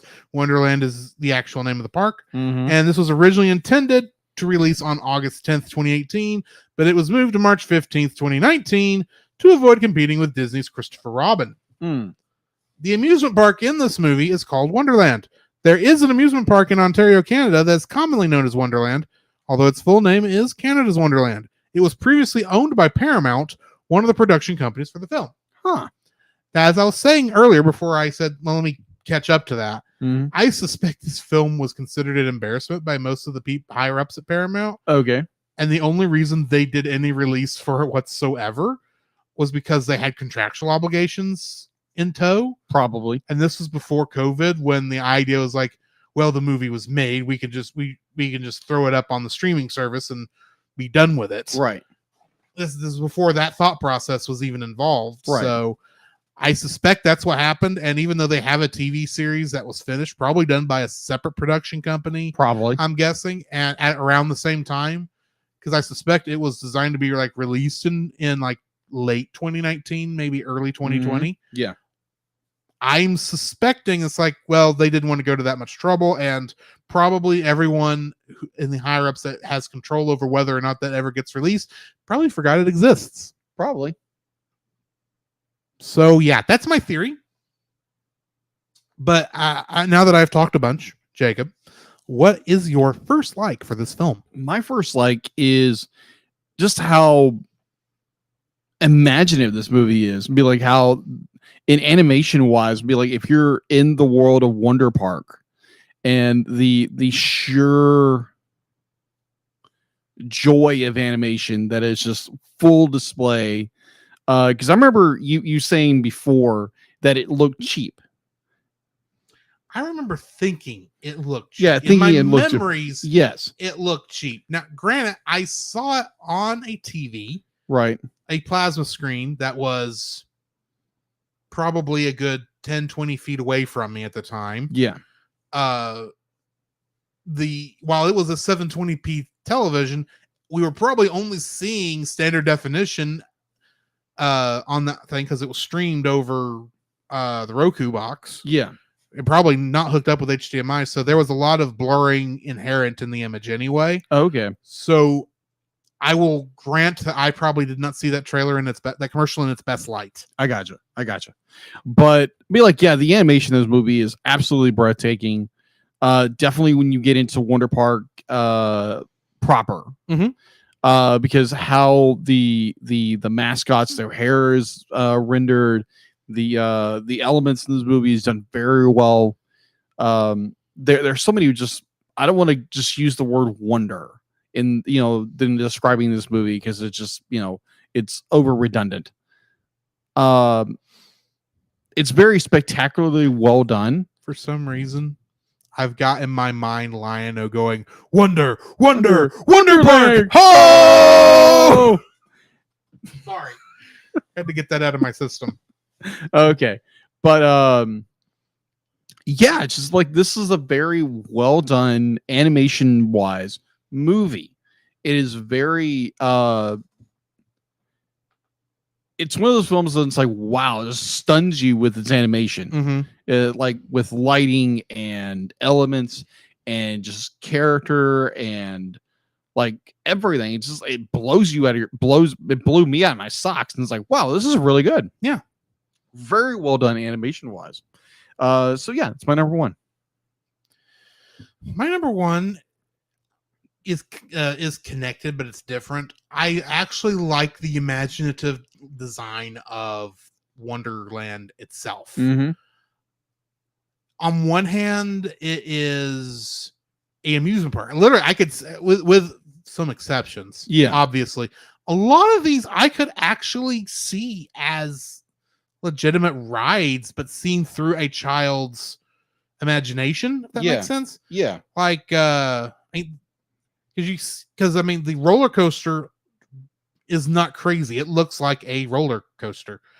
The teeter totter pump things there at Clockwork Springs. Yeah. That looks like I can see that in my mind at an amusement park. Something designed to look like that. Yeah. It had this nice amalgamation, for lack of a better term, of how a kid would see the theming of an amusement park Mhm. and reality, Yeah. believe it or not. And so I really appreciated the only thing I really don't think would work, that I think they went a little outside of the 0G room, Yeah. because that's just nonsense. Mhm. The ride where they throw this pod that people are sitting in Uh-huh. across the park. I'm sitting there going, yeah, that's never going to exist. Yeah. Not in our lifetime. I don't care how good it's programmed. That is a safety. That is a disaster waiting to happen. Uh-huh. But for the most part, the rest of the park, in the way that it's designed, Mhm.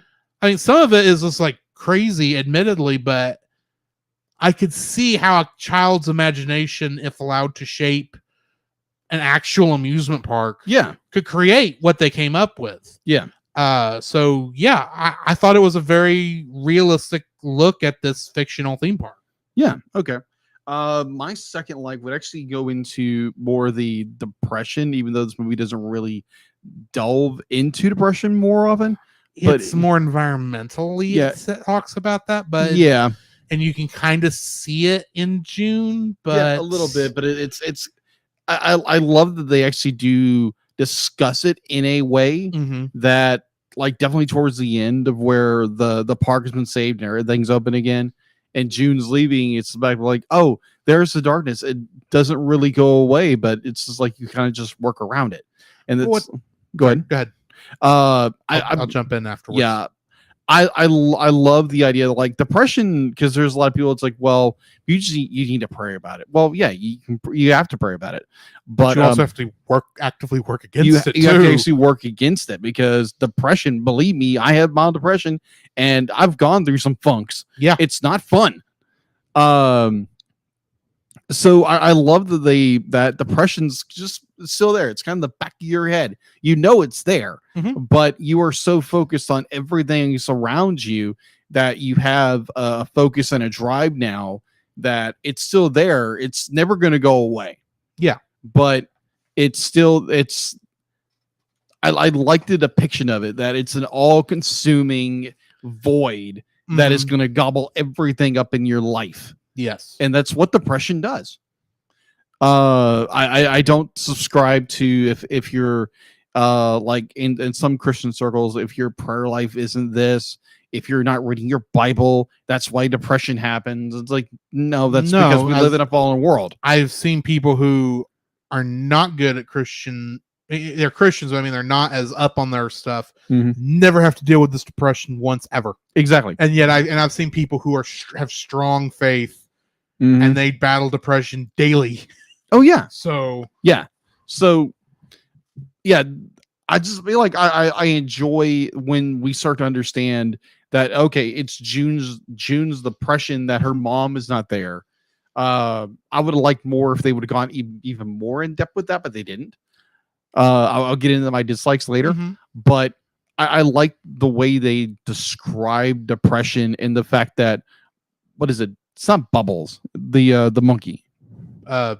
Peanut. Peanut, thank you. Yeah, Peanut is basically a representation of June as a character. Mhm. Is that he no longer hears the woman's voice, and he loses his creativity. He loses all this hope, and that's what June is. That's what June is. She's kind of lost her way. She no longer cares. Mhm.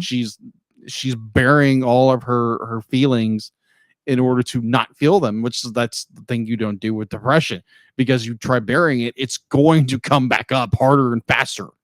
Yeah. So I like in the execution of how they describe depression in a character. I have some disagreements with how they do it, but I love the description and how they execute the the imagined of depression. Mhm.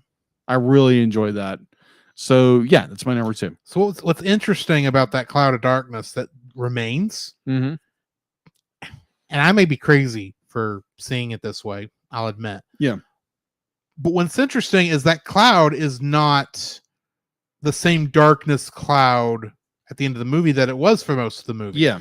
It looks kind of like a rainbow aurora that's above the park, It does. which I thought that was interesting how it's like in a different light, it kind of was beautiful in a way. Yeah. But if allowed to fester, it can turn ugly. Yeah, it can. Just It's- throwing that out there. Yeah, and also you can point it out as more like sin in someone's life, Mhm. that if they allow it to become just manifest and it just devours everything in their life. But the fact to be like that we are a sinful people, that sin is still going to be in our lives, even though if you are a follower of Christ, be like you're still going to struggle with sin. Yeah. It's not that like once you become a believer in Jesus Christ that your sin is no longer there, Mhm. that you still struggle with it. And it's like depression, you're still going to struggle with. Now, I guarantee some people are going to argue me with that. But it's like be like if you know yourself, if you know your sin, and like it's always going to be there. It's gonna be Yeah. just itching you in the back of your head, but it's more you're grounding yourself in the faith of Christ Mhm. to sustain you from not going back to that and not falling into that temptation. It's to me, I think it's a good parallel with that. Yeah. It's like, what are you grounded in? Because if you're grounded in the world, eventually that's going to come back and just swallow you back up. Yeah. So yeah, just thought I would add that. All right. Anyway, what's your number? my second like. Second like. My second like for the film actually is the animation. Okay. Most of the animation is in. It's going to sound weird to say that it's Nickelodeon-esque, but It is Nickelodeon. it is Nickelodeon-esque. And made by Nickelodeon, so it makes sense. But I mean, in terms of like character models Mhm. and such, it's not overly cartoony, but yet it is still cartoony. If it Right. makes any sense. Right. The animation is like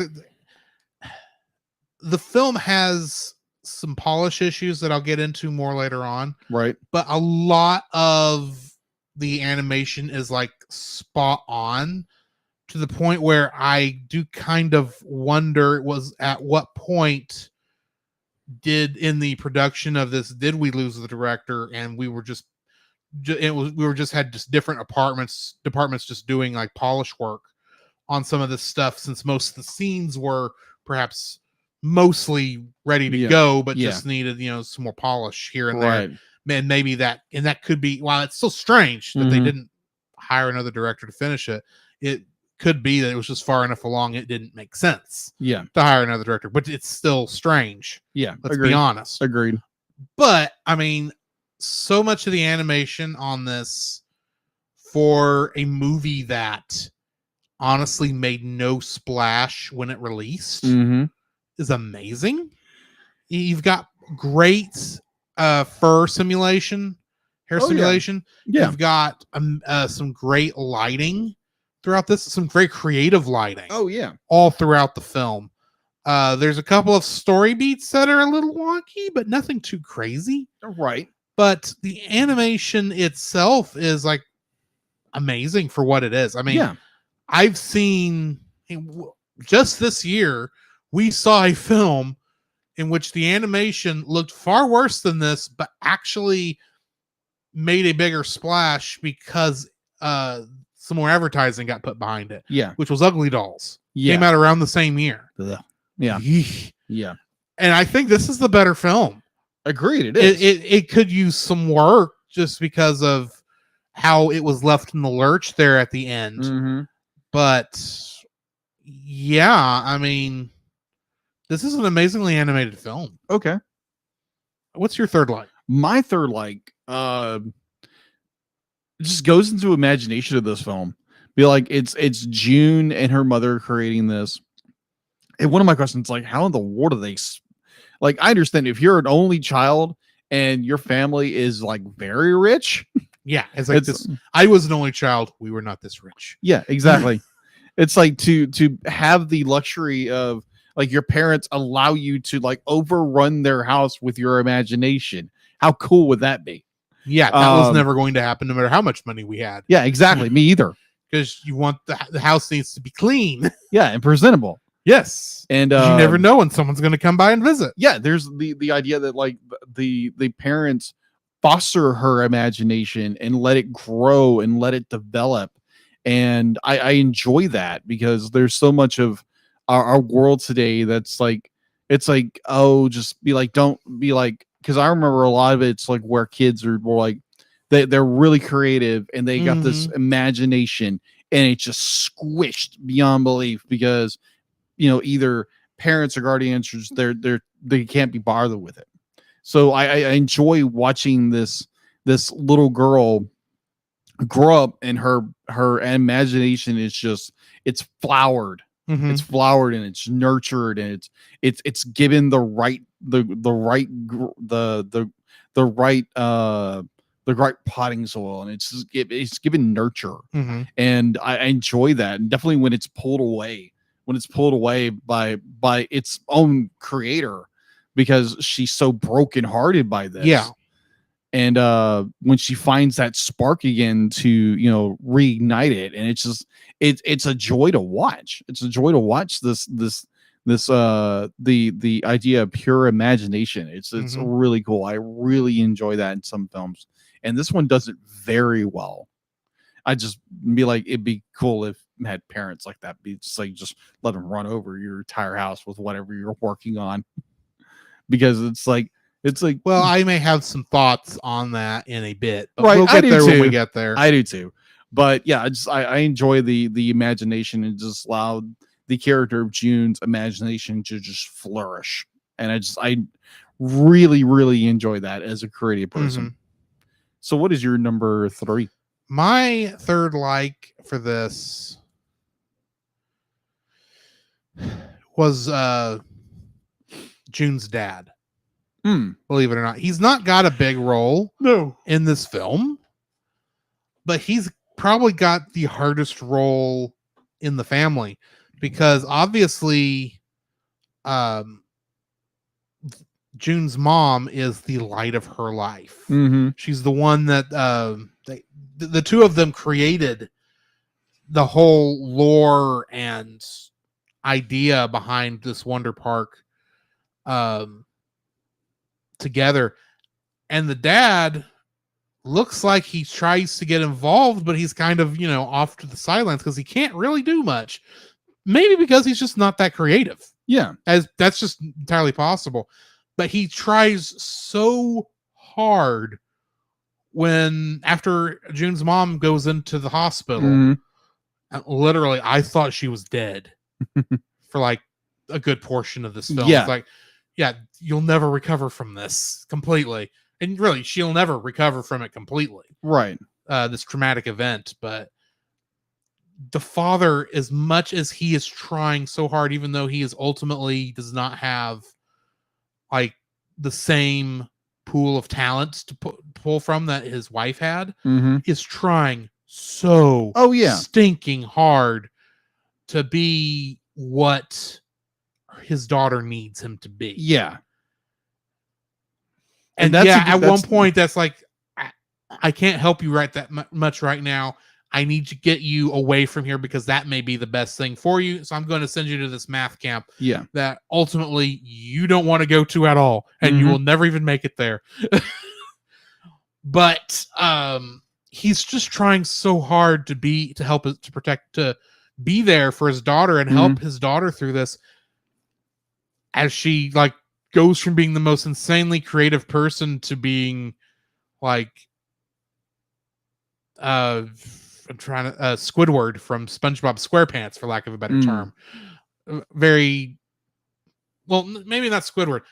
There's a couple episodes of SpongeBob SquarePants, I think, where SpongeBob loses his, for one reason or another, has to go super serious for whatever reason, and loses like all the funness that you Yeah. associate with him. Yeah. All the zaniness. Yeah. And so he's this very proper, Mm-hmm. like, oh, we don't want to do all this because it may cause issues. And that's kind of what she goes to. Mm-hmm. But I mean, he knows that's not the girl he wants his daughter to be. He Yeah. wants his daughter to be the same crazy, creative ball of dynamite Mm-hmm. that she was when his wife was there. Mm-hmm.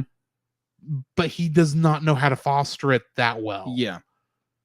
And or to help her through the depression that she's going through. He's just Yeah. completely ill-equipped, but he's trying so stinking He hard. is. And I appreciate that. Matthew Broderick, bless his heart, does not have a good history with acting roles. He's famous. He's got a lot of great parts, especially in the 80s. Mm-hmm. But bless his heart, sometime after Ferris Bueller, he just almost all sense of respect for that actor kind of just ground up and disappeared in the public. Yeah, in some fashion. He shows up in different things. Like I said, he's Nick Totopoulos in Godzilla, in what's considered the worst Godzilla film by a lot of Godzilla fans, which I Right. disagree with myself. Right. But he's this kind of laughing stock actor who's in so many things that people make fun of. He's almost the 80s version of Nick Cage, except Nick Cage, I think, was active in the 80s. Yeah. But he's like, it's like that kind of thing. But he does his acting in this as almost utilitarian as it is. Yeah. I think is spot on for what that character needed Yeah. and how it helped her get to the point where she needed to get to in order to, discover the almost real world area of Wonder Park that happens to be, right outside of town. More on my issues with that here in a minute. Right. But yeah, that's my third like. What's All right. your first dislike? My first dislike, it's going into, let's be frank, it's got a weak story. Yeah. It's got a weak story, and it's very basic. It's a very basic story. There's no real like big like enormous story they're trying to tell, and it's not a lot of depth.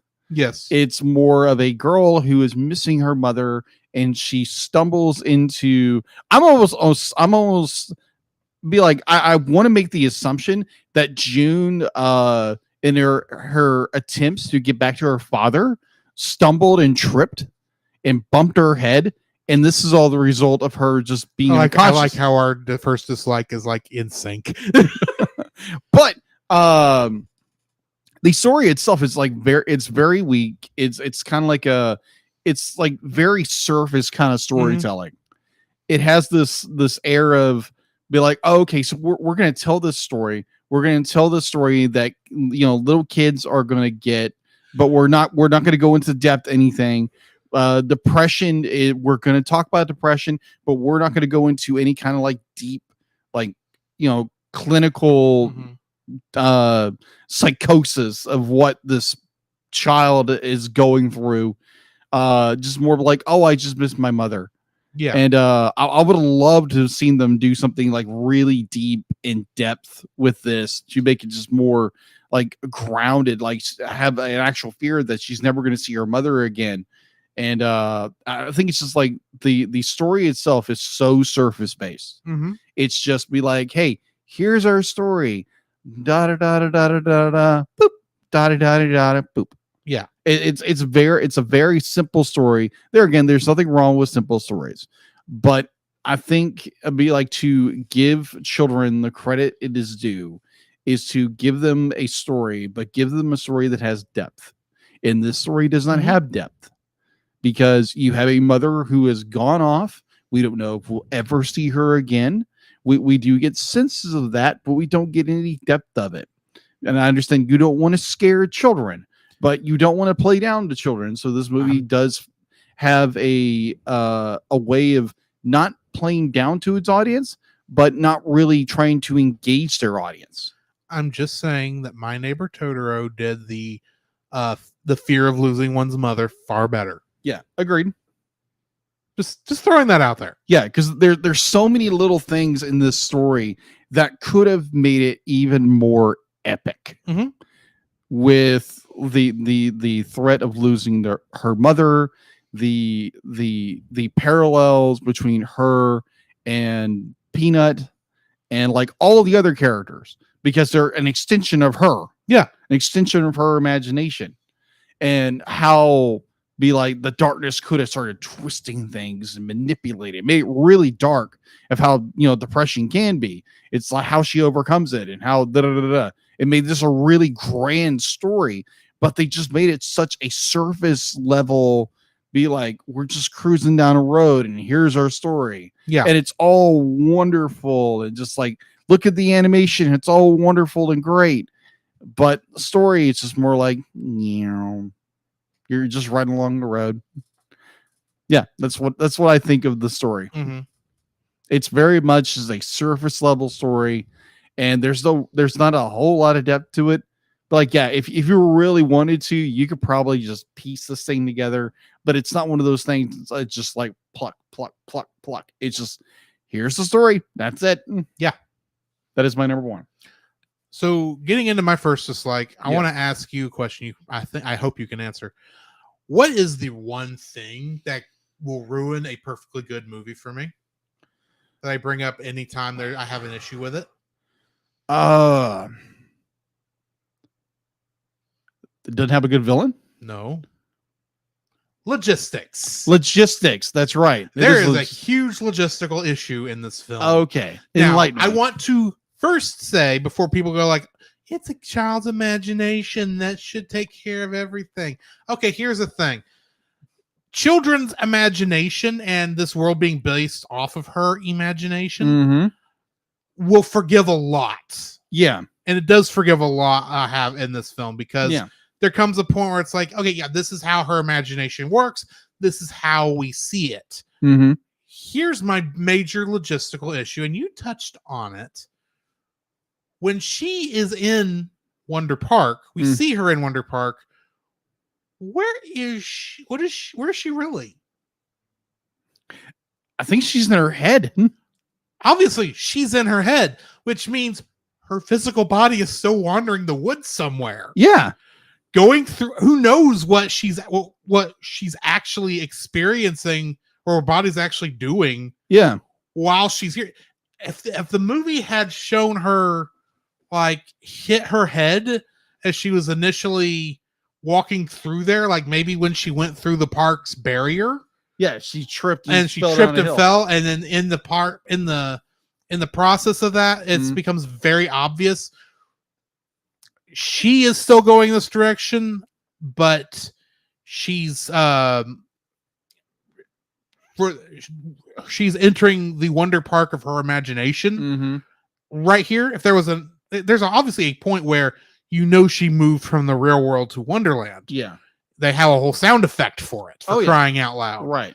But there was never a point where it's like, this is why she went to Wonderland. Yeah. As far as we know, she was just wandering the woods for a day in real life, or like a couple hours. About 30 minutes, what the father says. Yeah, she wandered the woods for 30 minutes, but yet somehow that was 3 days or a week. I don't remember how long they claimed it took place in Wonderland itself. Right. But granted, if she had knocked herself out unconscious and then we saw her wake up, or here's just a wild idea, instead of the way they showed it, especially since then you don't have to do the stupid, I know you're going to send me back to math camp, but I don't have time for that. I've got too much rebuilding to do. Yeah. Instead of saying that nonsense, have her wake up in her house and her father worried sick about her that she may not come out of whatever she may not come out of her unconsciousness because someone happened to find her body in the woods. Yeah. And in the context of everything, maybe she wakes up in a hospital or something. And yeah, it may have been only 30 minutes to an hour in real time had passed. Yeah. But she had spent 3 or 4 days there. That honestly would have fit better for me. And would have been a little bit more realistic. Agreed. And at that point, like every single solitary other minor logistical issue that I can't write off as being child's imagination, immediately gets fixed there because it's like it's all happening in her head. I can forgive like near everything at this point. But so much of that is like I'm wondering when she's at the Clockwork Springs, where is she actually?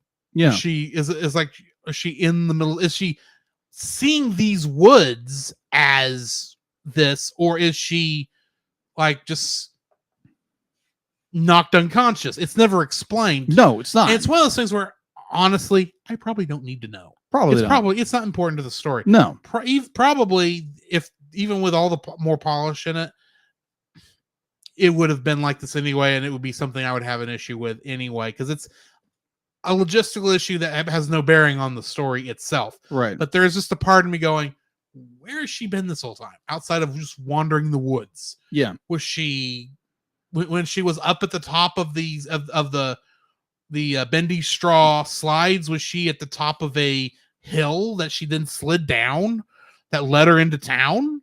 Was when she was escaping on the roller coaster, or they're riding the roller coaster around? Was she like in the middle of a tree, kind of pretending like she was riding in a roller coaster? Yeah. What is actually going on? It's like there's just a tiny bit of suspension of disbelief the movie does not give me. Right. That honestly, I'm thinking too hard about it is probably the issue.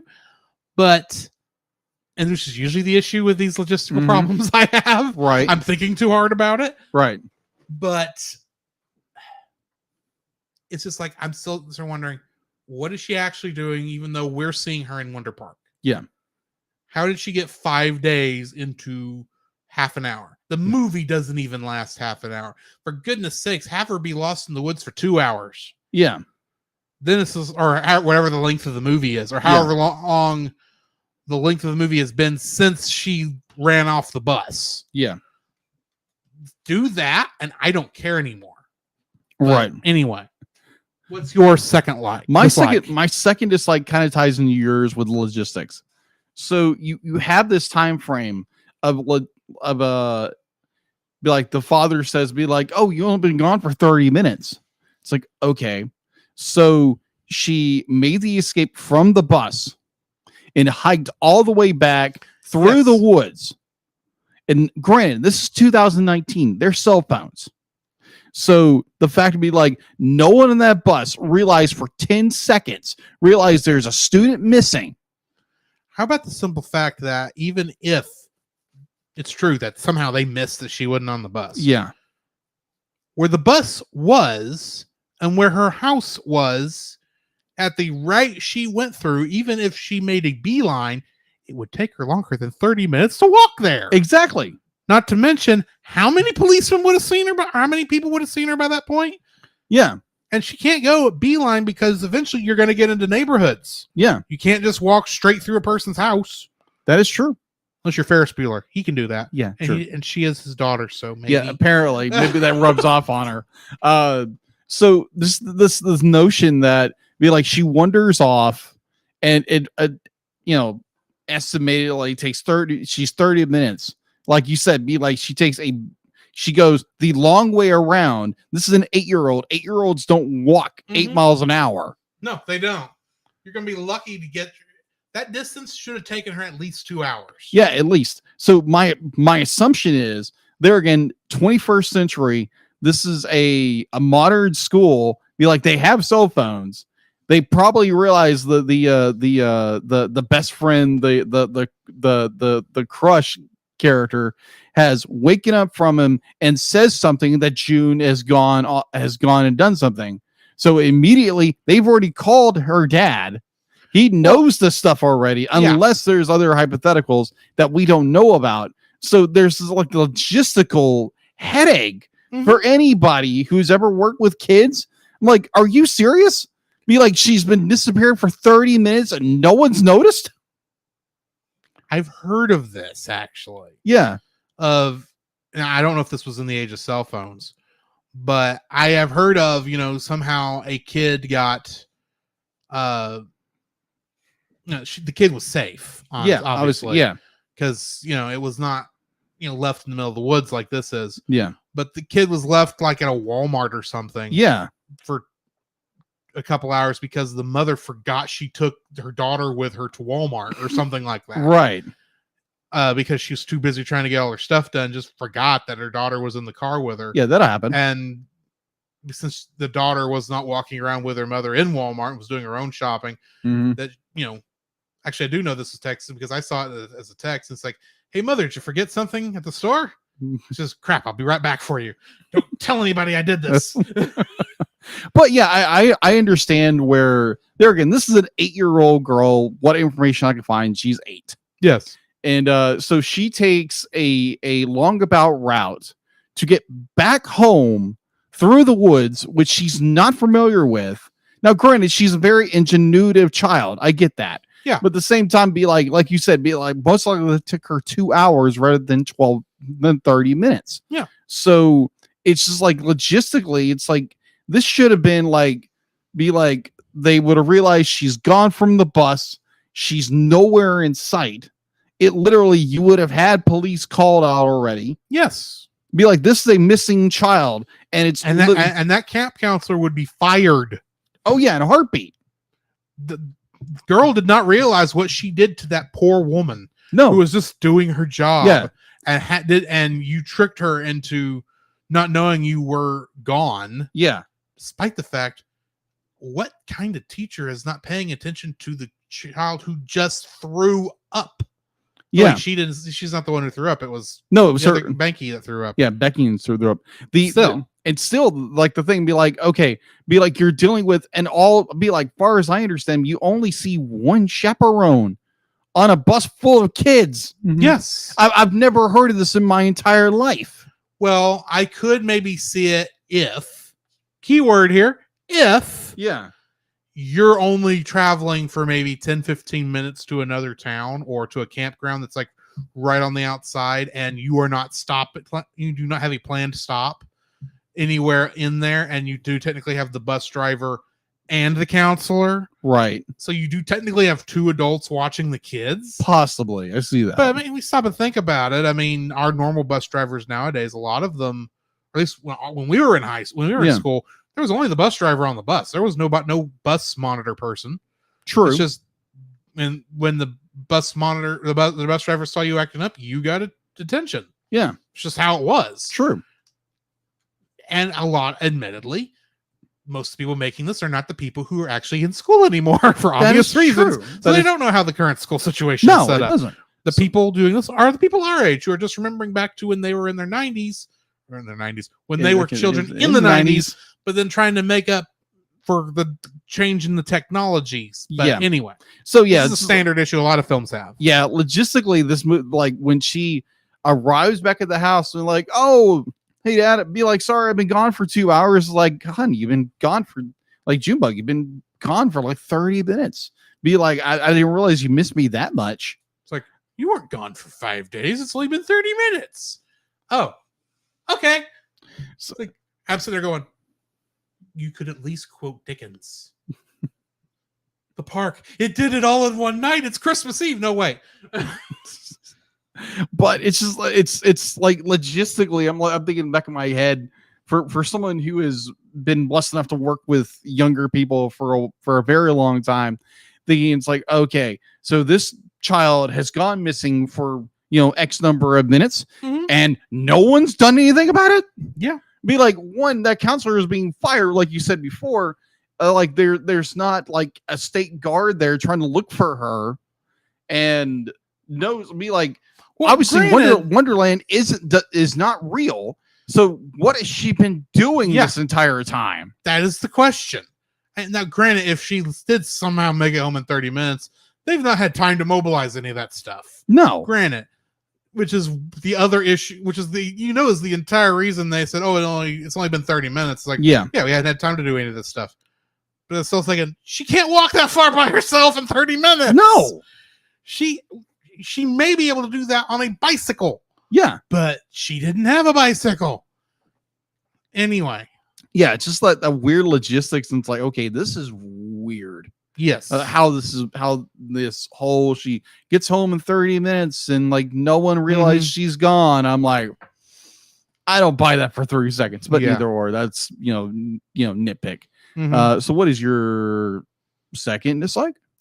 My second dislike is that they did not take the ball to the goal. Okay. Granted, I'm spoiled. Okay. When you have a character who essentially is killed at the beginning of the film, Uh-huh. I expect them to be dead. Mm. Honestly, how much better would her depression? I say better. How much more deeper and darker would that depression be hitting her if her mother was just gone? She Mm. was never coming back. Mm. She was dead. And this is what the girl's now having to go through. Her mother is dead. There is no hope Mm. for her to ever come back. Even if you want to go the route of we don't want to touch on that, you don't bring her back at the end of the film. Right. It doesn't. It's the fact that they bring the mother back and say, "Oh yeah, she survived."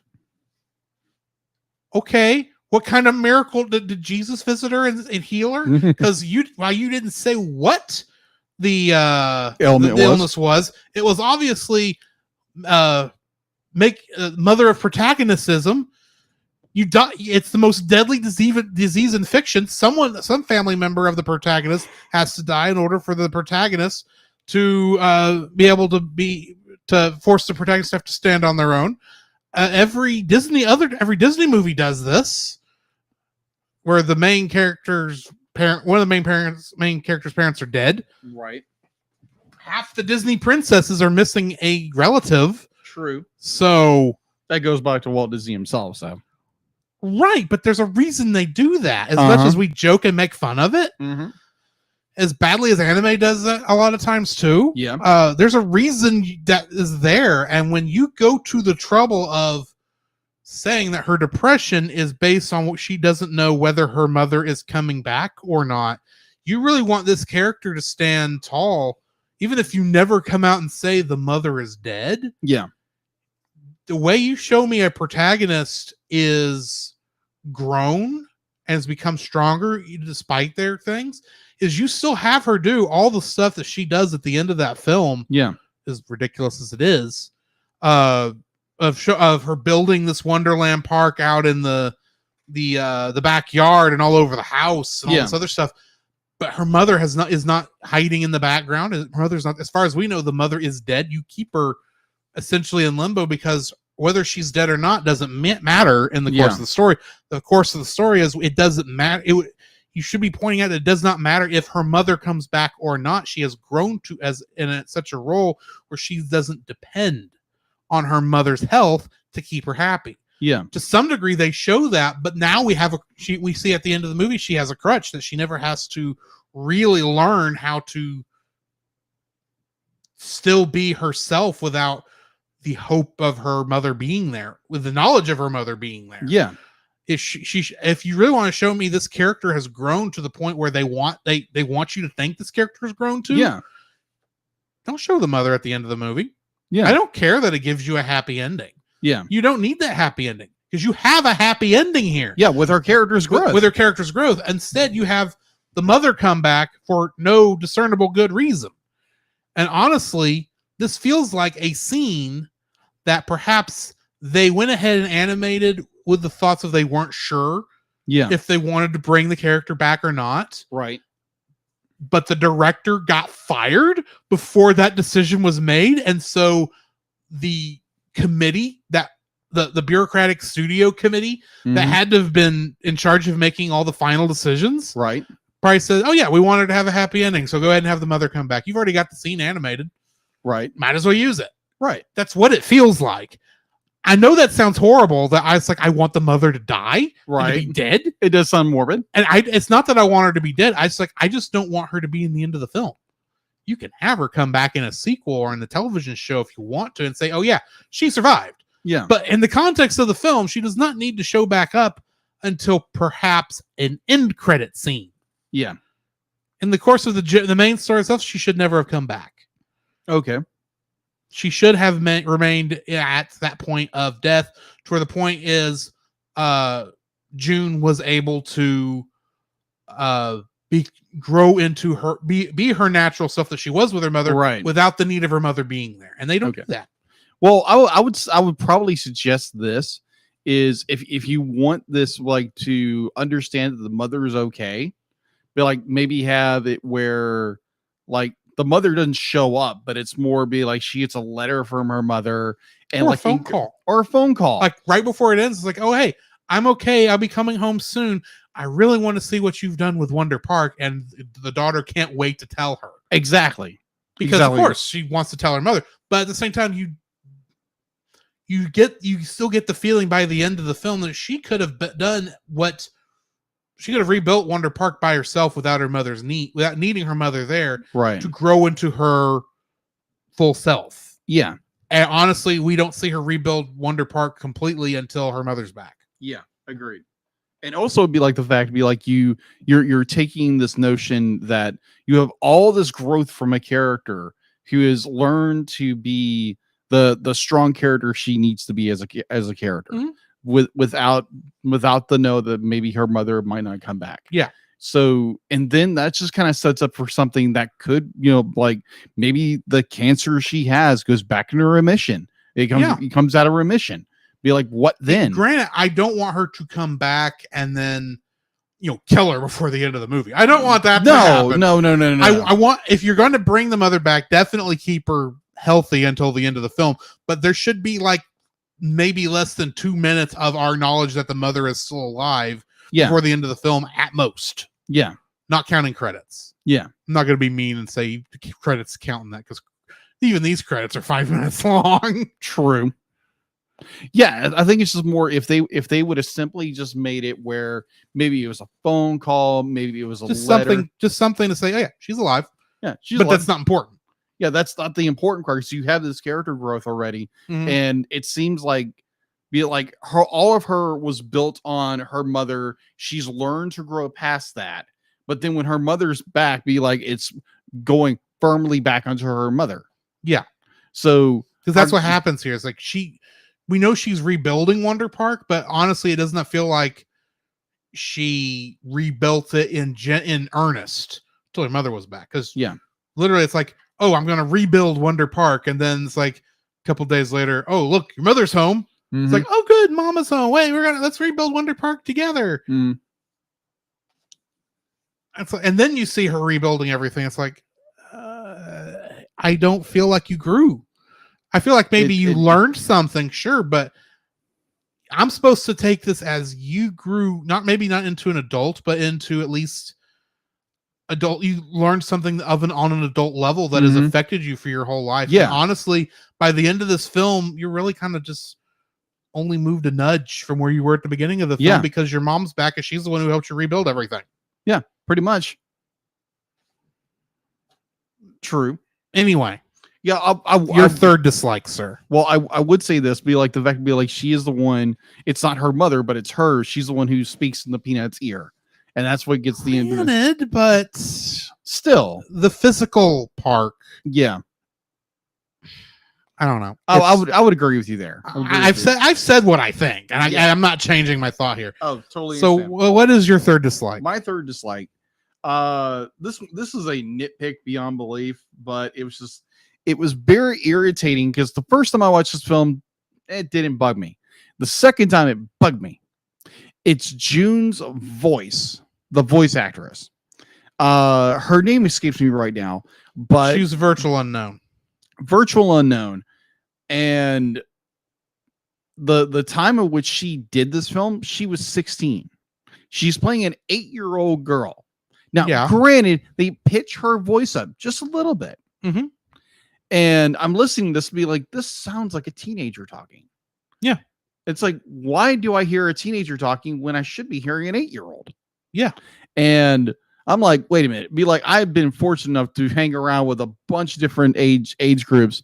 And when you hear like an 8-year-old, 9-year-old talk, be like, it sounds like a 9-year-old. Even if they're precocious. Yeah, exactly. Like this girl's supposed to be. Yeah, exactly. Be like, I think of Coraline with one of the Fanning girls. Yeah. Be like, she was still a very young girl when she did this. Mm-hmm. So she's that youthful sounds came out of her. came out of the came from the voice actress Yeah. into the character, so it was authentic. With this, it'd be like it sounds like a teenager. Mhm. It sounds like a teenager who sounds like a teenager who's acting like a teenager. They claim as an 8-year-old child. it's claimed as an 8-year-old child, so it's the voice actor who does it does a really good job for the character. but it's weird casting. It's a weird casting. Be like they should have cast a younger actress to do the voice because it at least would have sound authentic. So getting into my third dislike, it's going to come and jump off of yours Okay. a little bit.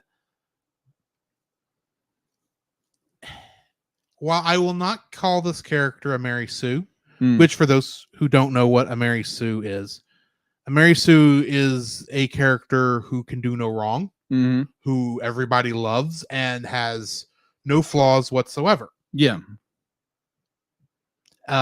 Honestly, I've not seen an actual Mary Sue Hmm. in a while. Now, some people will claim that Rey from the Star Wars sequels is a Mhm. Mary Sue. She has Mary Sue-ish qualities, True. but she's not a full Mary Sue. There is actually some thought put into her character, Mm-hmm. and she does have flaws.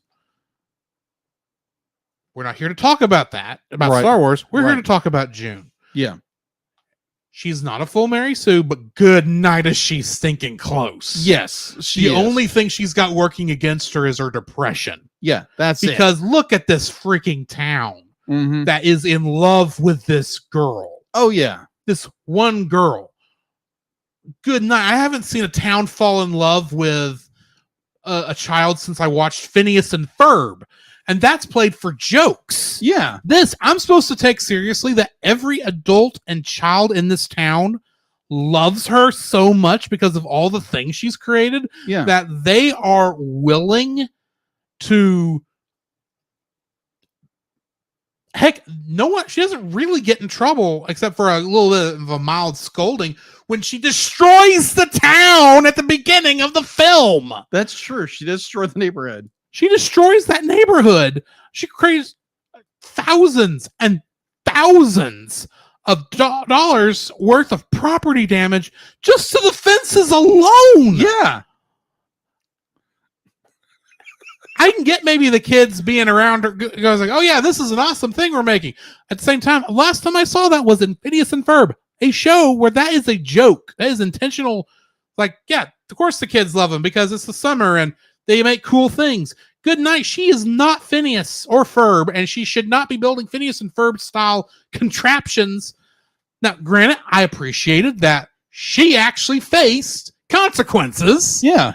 For that, it was not enough of a consequence because if it were me, I would have gotten my butt burned and I would have been grounded for the rest of the summer. Yeah. But at least, she did get some consequences. But at the same time, everybody is in love with this girl. Now, granted, the animals at Wonder Park, Are that her? makes sense. Yeah.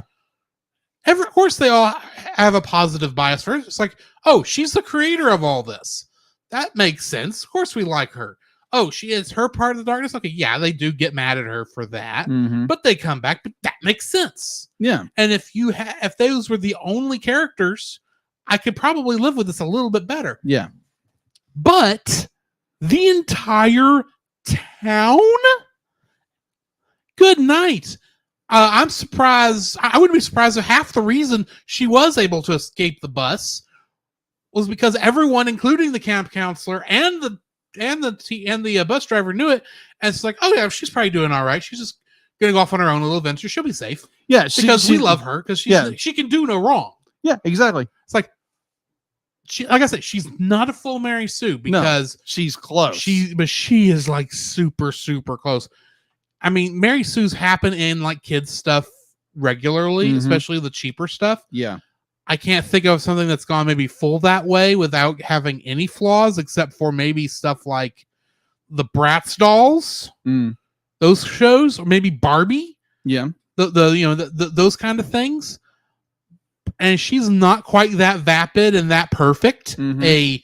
a character, but she is so stinking close. It's like, how has anyone ever told this girl No, you can't do that.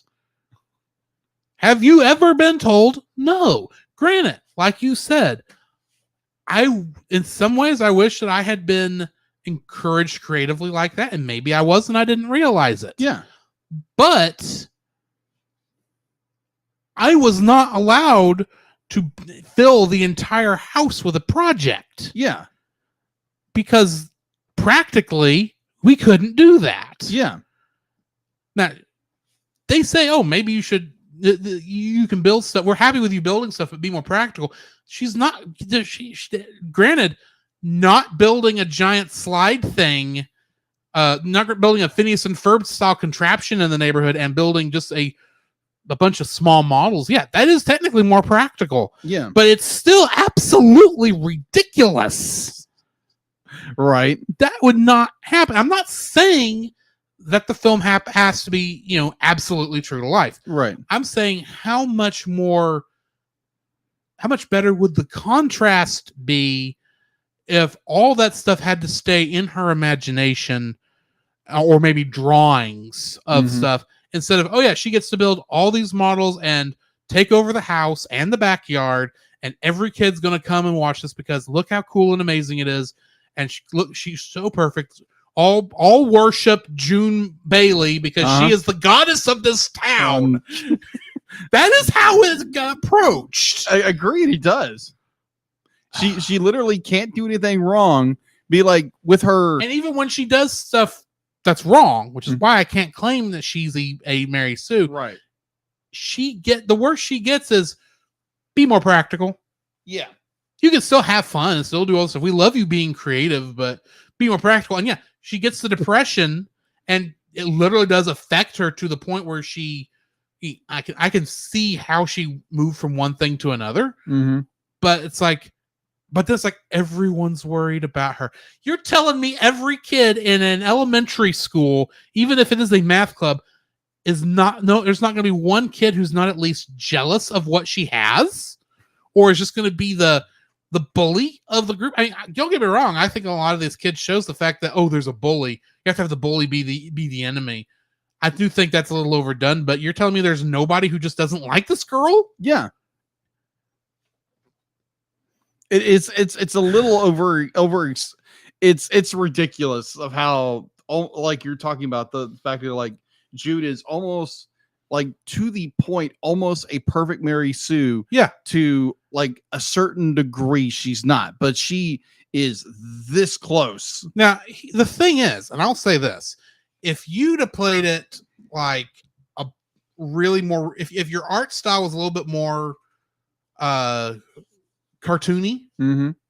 I might be able to I might be able to believe this because you look at something like, say, Jimmy Neutron Boy Genius, that movie. I've not watched it, but I've seen some of the show. Right. Yeah, every kid likes Jimmy. Don't get me wrong, but every kid gets mad at Jimmy too because his inventions always screw something up for them. Right. But that's a more cartoony show. So yeah, when the ridiculous happens and he gets just a slap on the wrist because all the jokes landed because it's a comedy, Mm-hmm. it's a pure comedy, that works. But this is not a pure comedy. This is supposed to be also telling you this tragic story of this girl who gave up on her imagination because she's scared her mother is dying. Mm-hmm. That's not a comedy. That's not even dark comedy. No, it's not. They throw comedic elements in here as she learns to be herself again. Mm-hmm. Don't get me wrong, but this is not the full straight on comedy. This is not even like Disney movies. They're Disney movies with more pure child comedy in their movies than this is. This is something. This is supposed to give us the feeling like, I don't know, a Goofy movie maybe. But even that had Goofy in it, for crying out loud. Mm-hmm. And it told a much more coherent story than really I think this did. Okay. Makes sense. But anyway. Yeah. That brings us, I think, to the end of our review on this. We need to rate this movie. What are you rating it, Jacob? I'm gonna give it a 7. Be like, it's still a good movie. Don't get me wrong. There again, being reviewers, you do have to go in with a fine-tooth comb about films, and you just dig up all these imperfection in this film, and like you brought up some really good points about being like a Mary Sue character that can do no wrong, and there's a few problems with this story, but it's an enjoyable story. So yeah, I'm not throwing it under the bus, or I'm not letting it wander into the woods to meet its own fate. But it's an enjoyable film that should be watched. Okay. What's yours? I'm going to give this a 6.5. It's Okay. animated very well. Uh-huh. I think on that alone, I think gives it enough of a reason to give it a watch. Just be aware that the story is lacking. If your kids enjoy the show, you know, I mean, I've certainly watched stupider things in my life, especially Right. as a child. Right. But honestly, this is just a fun little movie. It's got some issues that an adults like us look at and go, that's ridiculous. Uh-huh. Why would you let that go? And honestly, I do suspect some of this is related to the director not being able to finish the movie True. for one reason or another. But it's an okay movie. Okay. Which brings us to the end of this review, and we need to announce our next movie. Uh-huh. Our next movie happens to the episode in our RSS feed will actually be coming out July 4th weekend. And all of us on Culture Box are doing patriotic episodes this quarter, Okay. and this is ours. But we're doing ours because it's got Captain America in it. Captain America, Iron Man, Heroes United. And this is our outside of Spider-Man Enter the Spider-Verse and Big Hero 6. I Mhm. think this is the first animated Marvel. thing we've gotten to do so far. Yeah. And almost I don't want to count those two because that was a direct that was Spider-Man went straight to theaters. Mhm. And Big Hero 6 is only barely a Marvel movie. Yeah.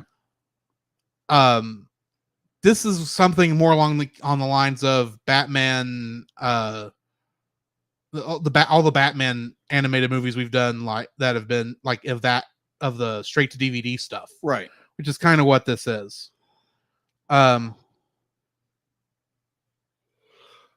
There's not much trivia on this. Okay. So my trivia question for this movie is, from what other movies does this movie pull some of its musical themes from? Should be kind of obvious, but either way. So I guess now we need to jump into talking about a very, very important episode, Mm-hmm. two-parter of Agreed. Rapunzel's Tangled Adventure. And the masters of the universe. Cats are on the move. Cats are loose. Cocktails, woo.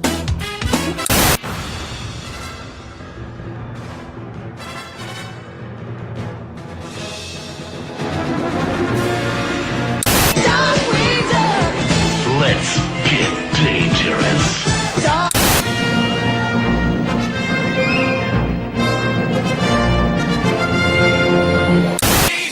Building a rocket or fighting a mummy or climbing up the Eiffel Tower.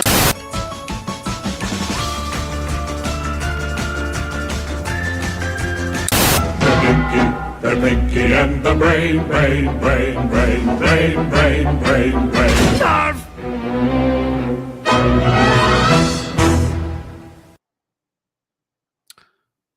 We're finally here. Yes. Ladies and gentlemen, this episode is the entire reason we started doing the animated series. Yes. Because for those who don't know, sometime in the first year Uh-huh. of this, you saw, which would have to be after this episode came out, obviously, Mm-hmm. you showed me the clip from the end of the first half of this. Uh-huh. And I remember going, this is a Disney princess show? Uh-huh. Because this just went dark. Uh-huh. But for those who are curious, this is Rapunzel and the Great Tree. Mm-hmm. Directed by Steven Sandoval, written by Jace Rickey, James Hall, Kelly Hannon, Ricky Roxburgh, Dave Schiff, Jeremy Shipp, and Leanna Dindal.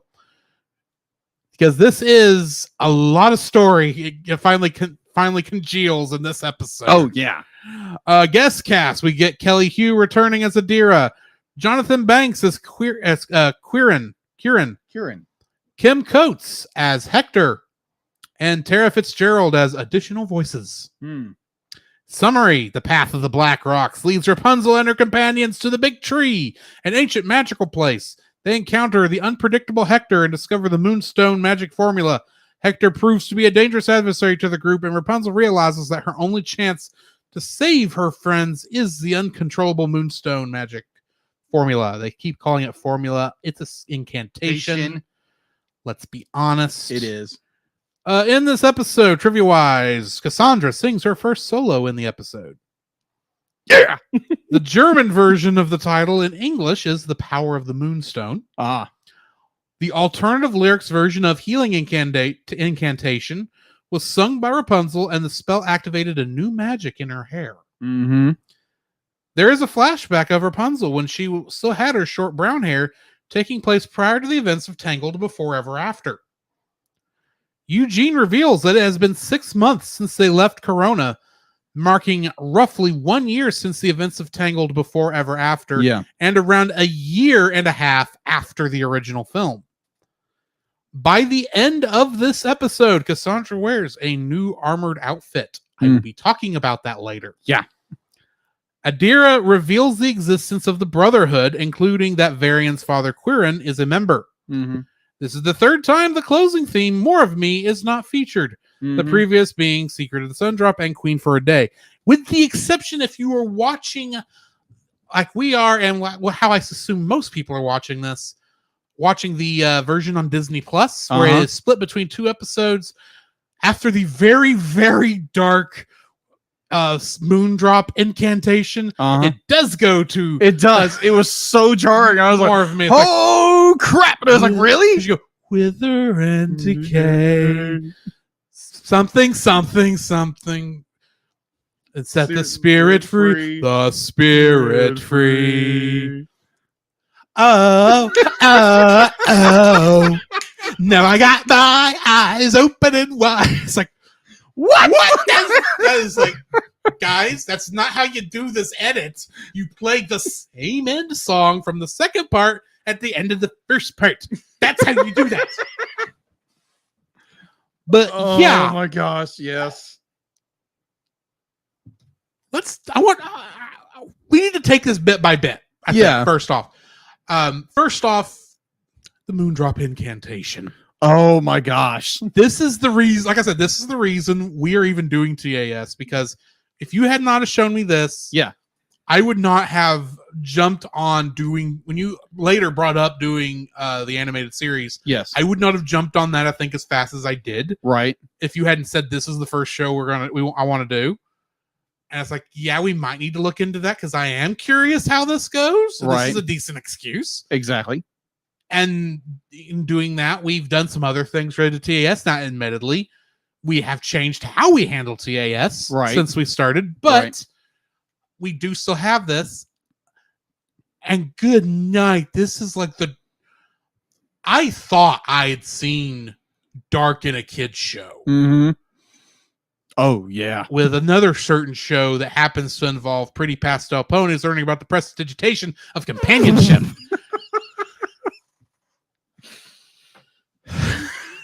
Okay. Because there's some dark stuff that happens in that show too. Right. But this is like, good night. She just became evil for like a short minute. Like pure evil. And that throws in a lot of questions. And, so evil that she actually hurts Cassandra. Like, they burn her hand. Oh, yeah. Almost they don't show anything like disturbing for children. Oh, wait. well, they don't show it here. I mean, no, not in this episode. but her arm does look like it is a burned stump that, just a little bit. You move some of that char away and you've got bone Yeah. like right under there. It's like, you are not in good shape. No. And they do that in this. It's like, oh wow. Now I do have some issue. Now I will grant that one of my main problems with this is the fact that Adira just lets them do this, lets her say this. Uh-huh. And I will grant that there may be stuff in the future, perhaps, that I don't know about that will explain why Adira let her do this. Uh-huh. It may be necessary later on. I don't know. Maybe. It will definitely lead to worse things because when you research a show, you accidentally run into things you would not normally want to see. Right. So I know that some plot points happen. I don't know why they happen. Right. And so I know this is going to lead to worse things. Mm-hmm. But yeah, I mean, good night. This is the kind of thing where it's like, I assumed we were going to be getting stuff like this throughout the show. Now, granted, season 1 being more of a standard, girl about town type show, Mm-hmm. I kept thinking, okay, all the good adventure stuff is going to happen when we get to season 2. Yeah. And there is a lot of good adventure stuff that happens Right. in season 2, but there's also a lot of it that, at least from my current perspective, Yeah. doesn't change much other than establishing characters and establishing stuff for future story arcs. Right. There's not anything I'm looking at going, okay, I know why that episode had to happen. Right. Yet. Now, there's going to be season 1 episodes I will always think that of. Mm-hmm. But the thing was, we were getting to in the second half of season 1, and we got things such as Queen for a Day, Mm-hmm. which really introduced a lot of this stuff, really. Yeah. And the Painter's Block episode, Oh, yeah. which really got into it. Mm-hmm. I kept thinking, this is what we're in for. And that's not really what we've gotten so far. True. But this episode's like, okay, all that stuff we've been just kind of randomly hinting at, Mm-hmm. so we could get past the Disney censors because we think they're going to give up after about 6 episodes in. We're not going to do that now. It's like, and we're just going to let the crap hit the fan, and you will love it. And yeah, it's great. Mm-hmm. But yeah, what do you think of this section we're at? Oh my gosh. So we're doing both episodes of one, or Yeah, because this was initially aired as. that is right. You have to remember, True. while we only touched on Before Ever After as a made-for-TV movie, Mm-hmm. because that's how Disney released it on Disney Plus. True. Queen for a Day, Beyond the Yeah, these the are all like end of aired as season, one the end of episode. season 1, Beyond the Corona Walls, and this episode, Mhm. and then like another one near the end, plus like 2 or 3, I think. Yeah. In season 3 were aired as hour-long specials. Yeah, that makes sense. Now, That granted, to- they that were just totally makes edited sense. together episodes, and we're seeing the versions that would have been, cut into for syndication, Right. which I also assume that Before Ever After was done with also. Mm. Don't know why it was listed separately, but c'est la vie. Right. I guess because it actually had the words Disney Channel original movie at the beginning of it. Yeah. And I suspect these did not. Right. But, yeah. That's why we're reviewing both at once. Okay. So, this episode together is it's technically it's 2 episodes, but they put together as one. It's done very well. You have this there again, you're building up to something that is much grander. Yeah. With this idea of the idea that Cassandra is feeling she's no longer being her job is at risk. Yes. Her basically her whole thing she's doing to make sure that Rapunzel gets where she needs to be is being ignored. Rapunzel's doing everything that she just wants to do and not taking responsibility for it. it'd be like you have this big, enormous head, like butting of heads, butting of personality mash of where Adira shows up and instantly, okay, we're gonna follow Adira's lead, and it's because Cassandra just wants to be like, I don't trust her, be like she's leading us down this path, and in some ways she is leading us down this darker path. And Cassandra just wants to make sure we get where we need to go. Yeah. And Rapunzel puts her foot down. No, we're not doing this. Be like, we're following her. Well, this whole season, that's been Cassandra's arc. Is like, yeah, I am taking this like, get back to Freebird. yeah. I'm taking this seriously. She says, I'm taking this seriously. Why aren't you? And it's not that Rapunzel doesn't take it seriously. It's like she's seeing the world for the first time. Yeah. But admittedly, she has grown in the past 6 months. But Cassandra is still worried because she's, even if I don't remember if she was actually appointed Rapunzel's bodyguard. Yeah. Outside of just being her lady in waiting. But she pretty much is Rapunzel's bodyguard, especially on this trip. Yeah, because I think at one point it is mentioned that be like the king appointed me to do this. Yeah, like this is my So, job. It's her job to keep Rapunzel safe, but Rapunzel is still in charge of this mission. Yeah, and granted, they don't do a good job of talking to each other. No, they don't.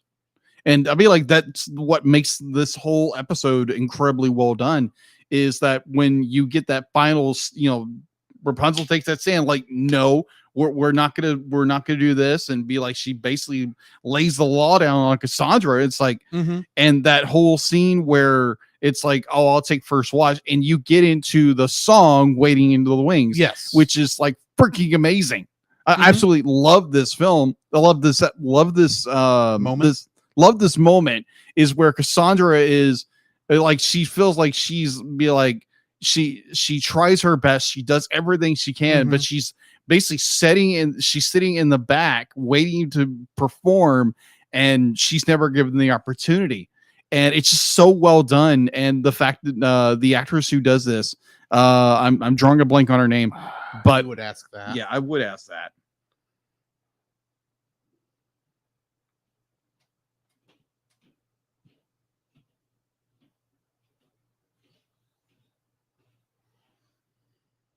Eden Espinosa. Yeah, Eden Espinosa. Eden Espinosa.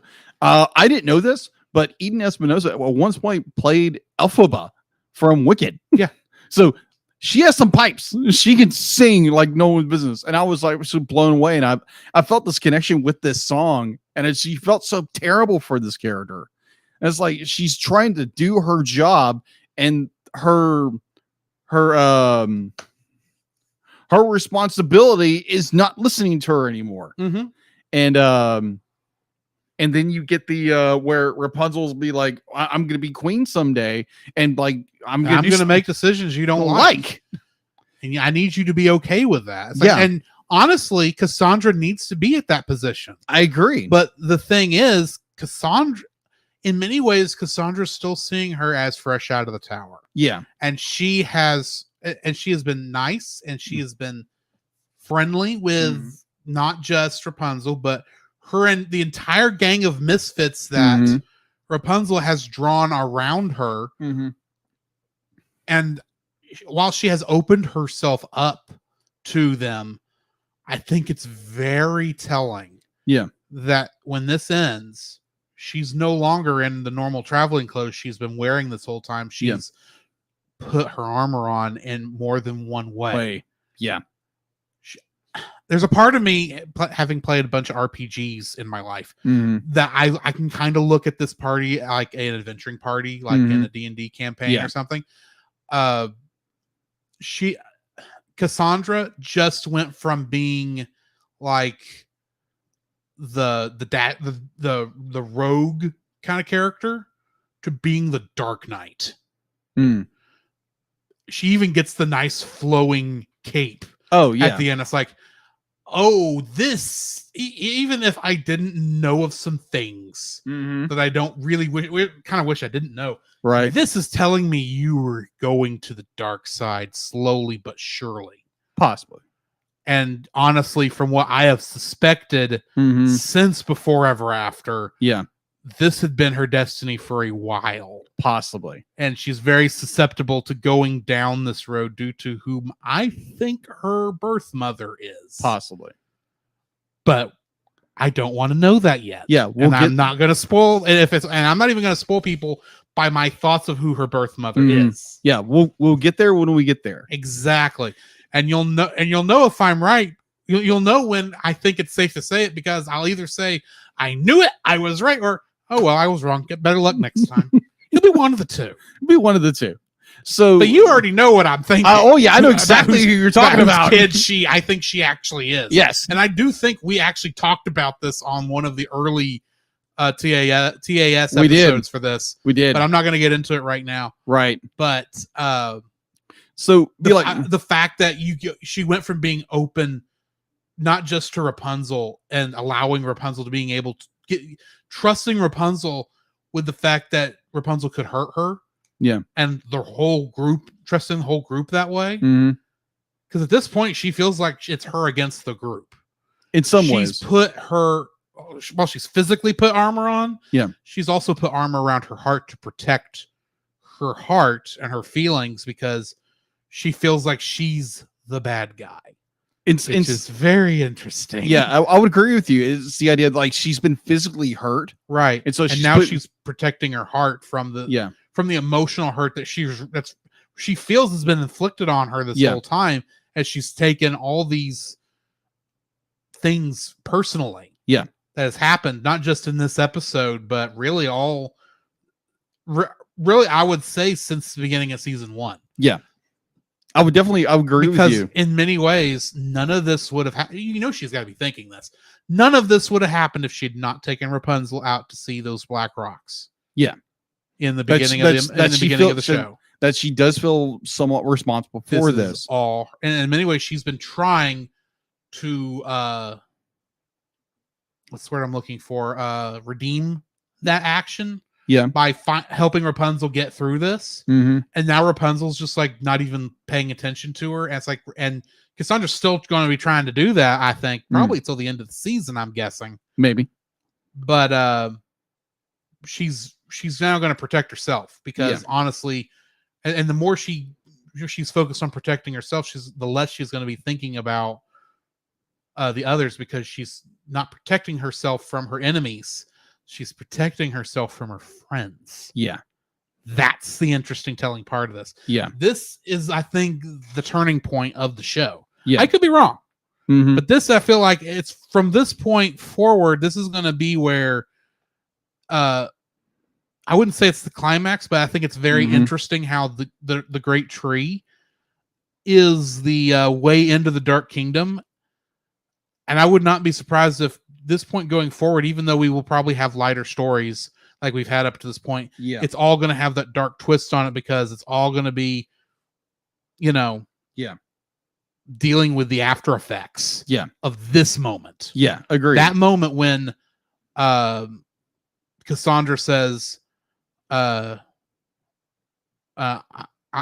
going to be, I don't remember what exactly it is she says, but she puts that armor on. That changes their relationship. it does. Not just her and Rapunzel, but her and the entire kingdom of Corona. Yeah. And I suspect this is going to lead to some other things. Because I'm saying nothing. I I'm have- saying nothing. I know. I don't want you to say anything. I'm just saying, because I have seen promotional artwork that was put on the stupid website. I may have some ideas. Right. But yeah, overall, this Actually, is from that artwork, I might think Cassandra is Hades' child, but oh gosh. Like I nothing. I'm don't saying go there. nothing. Don't go there. Don't go there. But back to looking at this episode. yeah, this episode is so well done. Like, I love this episode to death. The fact that, like, we get the moon incantation, and it's like even at one point be like oh, this is the moon drop incantation. I'm like, wait a minute. So where did Mother Gothel get the sun drop incantation? Where did I she think get that? that was a question I brought up early on too. You did, and I have my there is I think this has already been kind of alluded to, I think, but it's kind of alluded to that you see this very flurry haired character who looks female in a flashback scene. You do see Mother Gothel in a flashback scene You like do. early on in season 1. Yeah, you do. Like first episode of season 1, the variant episode at season 1. The first one after Before Ever After. Yeah. Well, I'm trying not to get into spoiler I know. points, but there is a suggestion that Gothel was a part of a group at some point to where she would have learned the sun drop incantation. Oh, there is rumors about like nearly everyone but Lance and Shorty have connections to this group. Saying nothing. And next you're gonna, I would not be surprised if by the end of all this, Shorty ends up being like Grand Emperor of the world or something. Oh gosh, no. Praise the Lord. No. No. I in doing research, I have learned some things about Flynn, Yeah. and I know what I know that how Cassandra spends a lot of season 3, Right. and and I know Hookfoot actually leaves in the next episode Mm-hmm. and is no longer a part of the main party, True. which is odd. But anyway, It is odd. It is odd. The way, I remember liking how his last episode goes, but it's like, and why did he anyway? Yeah. We'll get to that. Yeah. We'll get there when we get there next week. But I guess that's it for now. I guess so. So join us next week for the Brothers Hook Mhm. and is it Rapunzel Day 1? Hold on. I think it's Rapunzel Day 1 after the Brothers Hook.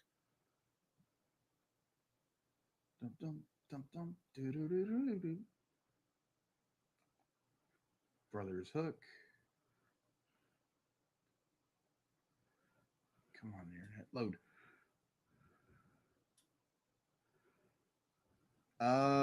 Yeah, Rapunzel's Day 1. All right. Which is another interesting episode Mhm. relating to the relationship between Rapunzel And Cassandra. Cassandra. Mhm. So join us for that, along with Captain America, Iron Man, Heroes United. Yes. So in the meantime, this has been Drew, This is Jacob. and we will catch you in the next frame. You can follow Jacob on his Facebook at Jacob B. Heron. His Facebook page, Jacob's Daily Art Corner, where he tries to draw each and every day. His Instagram at Jacob B. Heron. His Twitter at Jacob Heron. And his letterboxd at Jacob Heron. You can find Drew on Facebook at Drew Dodgen. His Facebook page, Drew's Photo Bin, to see his photography. His letterboxd page at GGeorge759. His Twitter at GGeorge759. And Instagram at Drew Dodgen. You can like us on Facebook at the Cellcast Podcast. On Twitch at the Cellcast Gaming. On YouTube at Cellcast. On Twitter at cast_cell.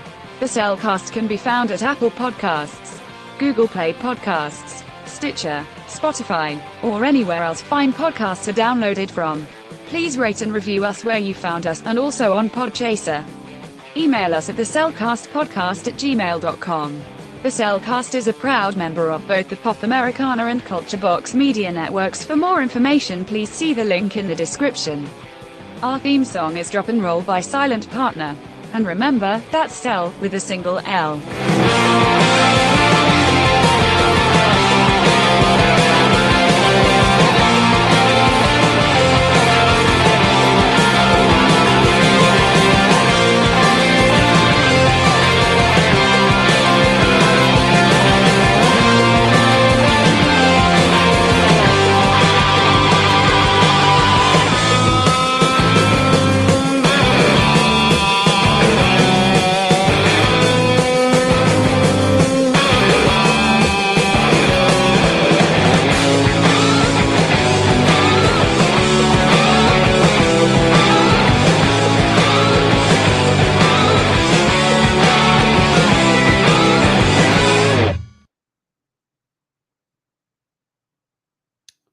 have a stinger.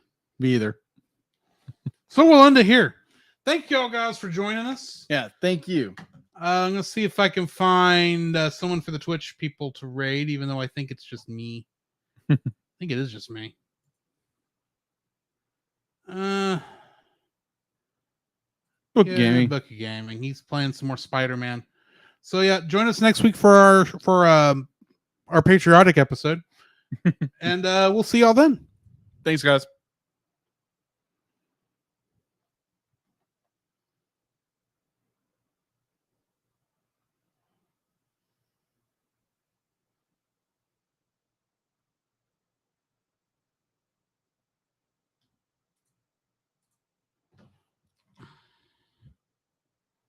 Why didn't I do this?